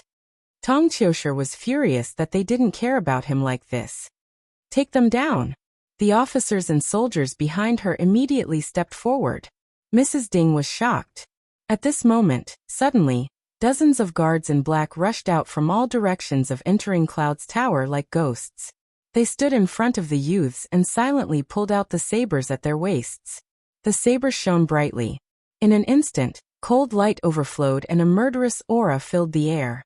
The girls in the restaurant jumped in fright and screamed in unison. Hua Yuxian also couldn't help but grip the corners of her skirt and look in shock at the youths in front of her. He tilted his head and played with the ponytail that hung in front of his chest. He said, boring. No one knew where these guards had come from, or when they had sneaked into Cloud entering restaurant. Other than Xiaoju, these guards were all under his orders after they returned from the village. They must have received his orders and had been hiding here. How dare you? Tong Qiushi was also shocked. He was used to being a tyrant in Jinling. Even the rich families of Jinling didn't dare to act rashly in front of him because of his brother-in-law. He didn't expect to bite a hard bone this time. Not only did they kidnap people right under his nose, even now, with the soldiers at the door, they still dared to call people to fight. Swords were drawn and bows were on the verge of breaking out. Tong Qiushi stepped back. Although he was a tyrant, to him, he was a useless person who didn't know anything. He was afraid that these guards would implicate him. He said, "This is looking down on an official of the imperial court. Take them down now, regardless of whether they live or die." Yang Mingji stood out and said warmly, "Young master, you don't have an official position. We are looking down on an official of the imperial court. You kidnapped my people. Putting aside whether or not young master Wang was kidnapped by us. He's from Yangzhou and not your servant. How can he be your people? Could it be that you set up a torture chamber and imprison people for no reason? If we are talking about this, the one who broke the law is you." Yang Mingji was good at arguing. How could Tong Qiushi win against him? He was forced to the point where he couldn't say anything. He became angry out of humiliation and said, "Don't waste time with them. Kill them." "Kill." Someone spoke. His voice was light as if he found it funny. He tilted his head and said, "Are you sure?" This youth was very tall. Even if he wasn't standing at the front, he could be seen at a glance. In addition, his appearance was outstanding. It was hard for people to ignore him. He stood lazily and said lightly, "If you say kill first, then we will attack. Even if we kill you, it's just to protect ourselves. It's not considered murder. If you want to compete, who will die first, you or us?" He looked at Tong Qiushi with a half-smile. Being looked at by those clear eyes, Tong Qiushi couldn't help but feel a chill run down his spine. He didn't know where this group of people came from, or what their identities were. He was hesitant at first, but when he saw Hua Yuxian standing in the crowd, he became bold. No matter who they were, Jinling was his territory. He couldn't let a bunch of immature brats laugh at him. Everyone in the city knew that he was going to support Hua Yuxian. If he didn't settle this today, and Hua Yuxian appeared in Sunrise Restaurant safe and sound, or with Wang Sheng, he would become the laughingstock of Jinling City. When had Tong Qiushi ever suffered like this? His face darkened.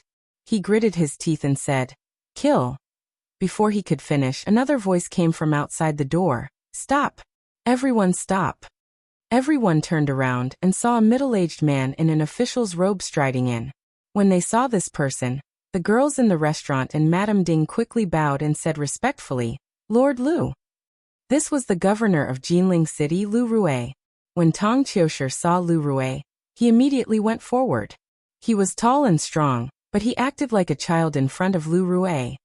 "Brother-in-law, you're finally here. These little bastards kidnapped my people and are still so arrogant. Now they dare to attack the soldiers. Brother-in-law, they don't care about you at all." Lu Rue said angrily, "Shut up." Tong Qiushi was stunned. He didn't say anything. Yan looked at Lu Rue. This Jinling City's governor looked different from his scoundrel brother-in-law. He had the appearance of a scholar, and even had a bit of a righteous aura. However, looking at how much he indulged his relatives, it was obvious that he was a hypocrite. Lu Rui saluted everyone in the hall and said, I'm sorry. Qiushi is young and reckless.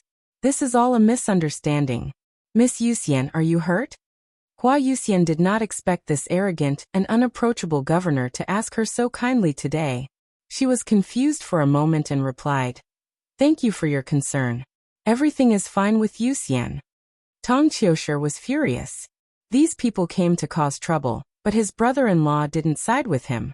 Why was he being so nice to that bitch? Madame Ding, on the other hand, saw through the situation. She glanced at the group of youths and sighed. Her daughter was lucky to have met such a noble person. That's good. Lu Rui smiled and looked at the others.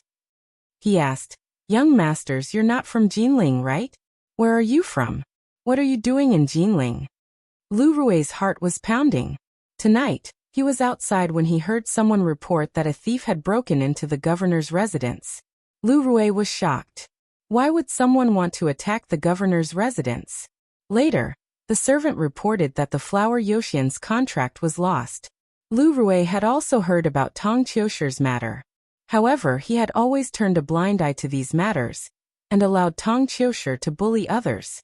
This time, Lu Rui originally thought that it was Wang Sheng who sent people to take revenge. At first he was angry. A small merchant dared to be so impudent. However, later, a servant sent an invitation saying that it was found in the study. It was probably left behind by the person who came. Lu Rui was stunned when he saw the invitation. It was an invitation to the Jinling poetry meet. The person who was invited was called Yan He. He came from the left and right vanguard commander's residence. He was just the governor of Jinling. He didn't dare to be compared to a primary second-rank high official in Shuajing. Lu Rui was a smart person. The person who came didn't leave anything behind except for this poetry meet invitation. It was obvious that he was purposely showing his identity. He didn't dare to interfere. Before he could warn Tong Qiushi not to act rashly, he heard that Tong Qiushi had brought soldiers to block the person at entering Cloud's restaurant. Lu Rui was so frightened that he immediately rushed over. Luckily, he was able to stop them before they acted. Sir is very perceptive. We are indeed not from Jinling. Yang Mingji gave a modest smile. We came from Shuajing to Jinling specifically to attend the Jinling poetry meet. It really was a poetry meet. Lu Rui had an idea. He just didn't know which vanguard commander's son was in this group. His mind was in turmoil, but he didn't show it on his face. He only smiled and said, Jinling City is really lucky to have such important guests like the young masters. I don't think so? Lin Shuanghe waved his fan. Just now, sir's relative was yelling at us. It scared us to death. He also called us little bastards. Lin Shuanghe pretended to be distressed as he thought. In my life, it was the first time someone called me that. When I go back, I'll tell my father and see if he will be angry. After all, I'm a little bastard and he's... Lu Rui was sweating like rain. He kicked Tong Qiushi to the ground and scolded, disrespectful. Hurry and apologize to the young master. Tong Qiushi was kicked unexpectedly. He was furious. He didn't know Yan He's identity and wasn't as nervous as Lu Rui. He struggled and said, They kidnapped my people. Not to mention that Wang Sheng. They also stole Hua Yoshian's body contract. The body contract you are talking about, is this? Yan He took out a piece of paper from his sleeve. When he saw this piece of paper, Tong Qiushi said, Yes, this is it. You really did steal it. Young Master Tong's words are wrong. This body contract has always been in entering Cloud's tower. After all, Ding Mama has raised Lady Yuxian for so many years. If it's yours, how much silver did young Master Tong spend? Is there a record of it in the accounts? Tong Qiushi couldn't speak. He was used to doing business without any cost. Even women were the same. He had taken a fancy to Hua Yuxian and forced Ding Mama to give him the body contract without spending a single cent.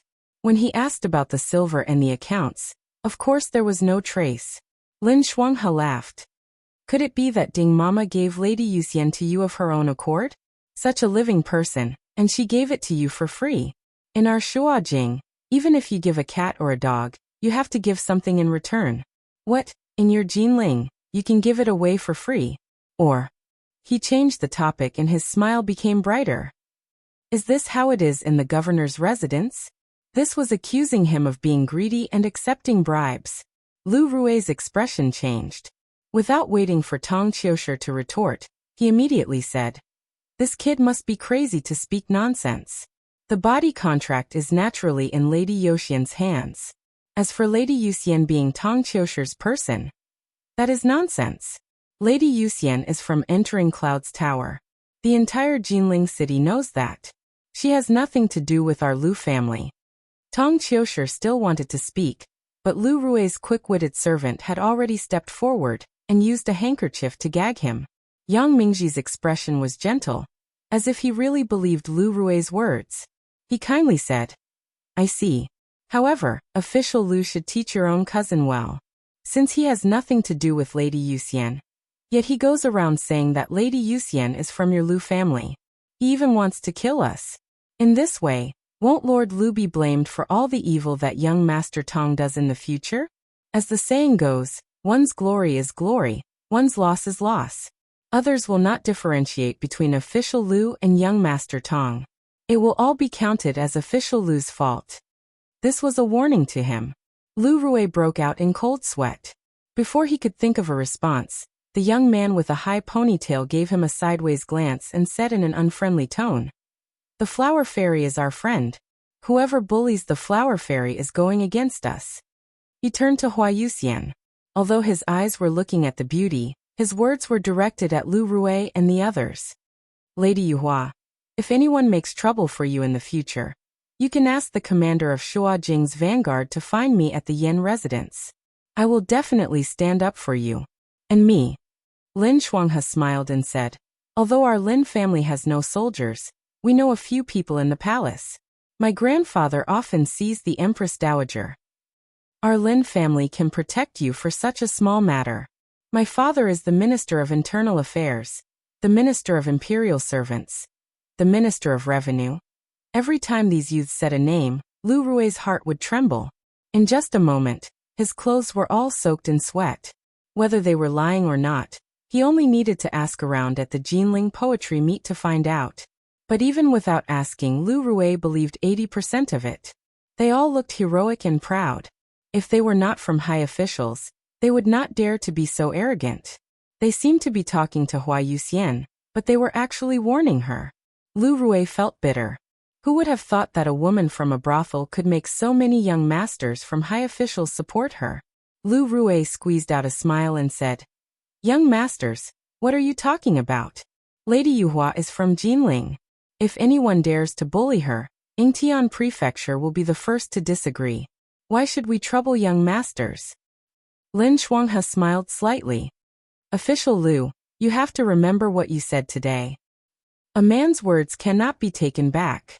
Lu Rui said seriously, "The entire Cloud entering tower can testify for me." "Very good." Yan He raised an eyebrow. "You are finally pleasing to the eye."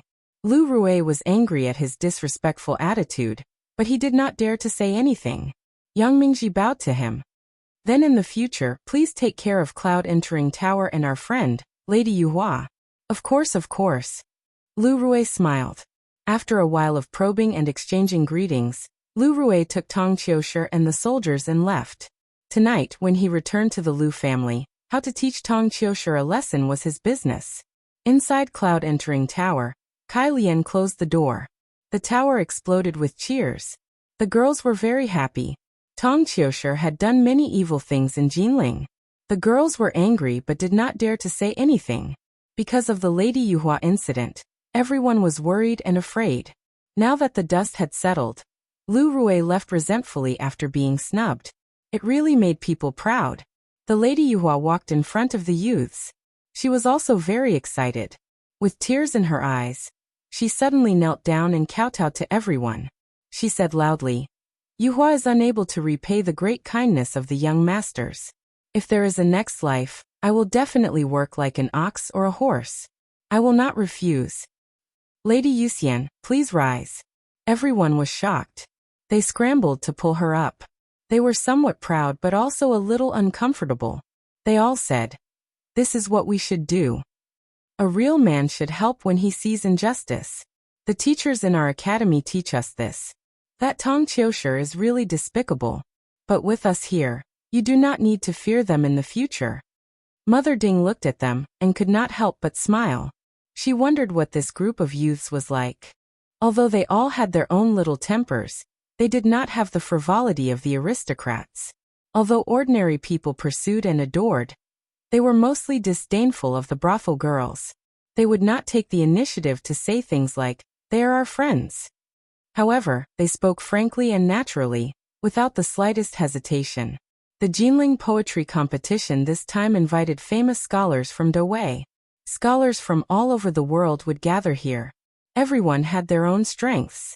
But this time, the youths from Shuajing Academy won. The boat docked. He Yan and the group walked down. The Lady Yuhua smiled and said, "Young masters, please follow me." So much time had passed. With the age of Xiaoju and the rest, they could not be called young masters. But the Lady Yuhua still used the title from the past. He Yan was momentarily dazed. It was as if this was still the summer of the past. They came to Jinling together on a boat, and secretly sneaked into the brothel. They were shocked by the beauty of spring inside. The cloud brothel was still the cloud brothel, but it looked much older.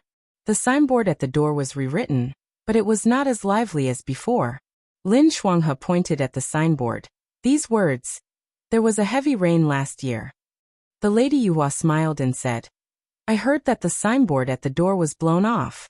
Mother sent someone to rewrite it.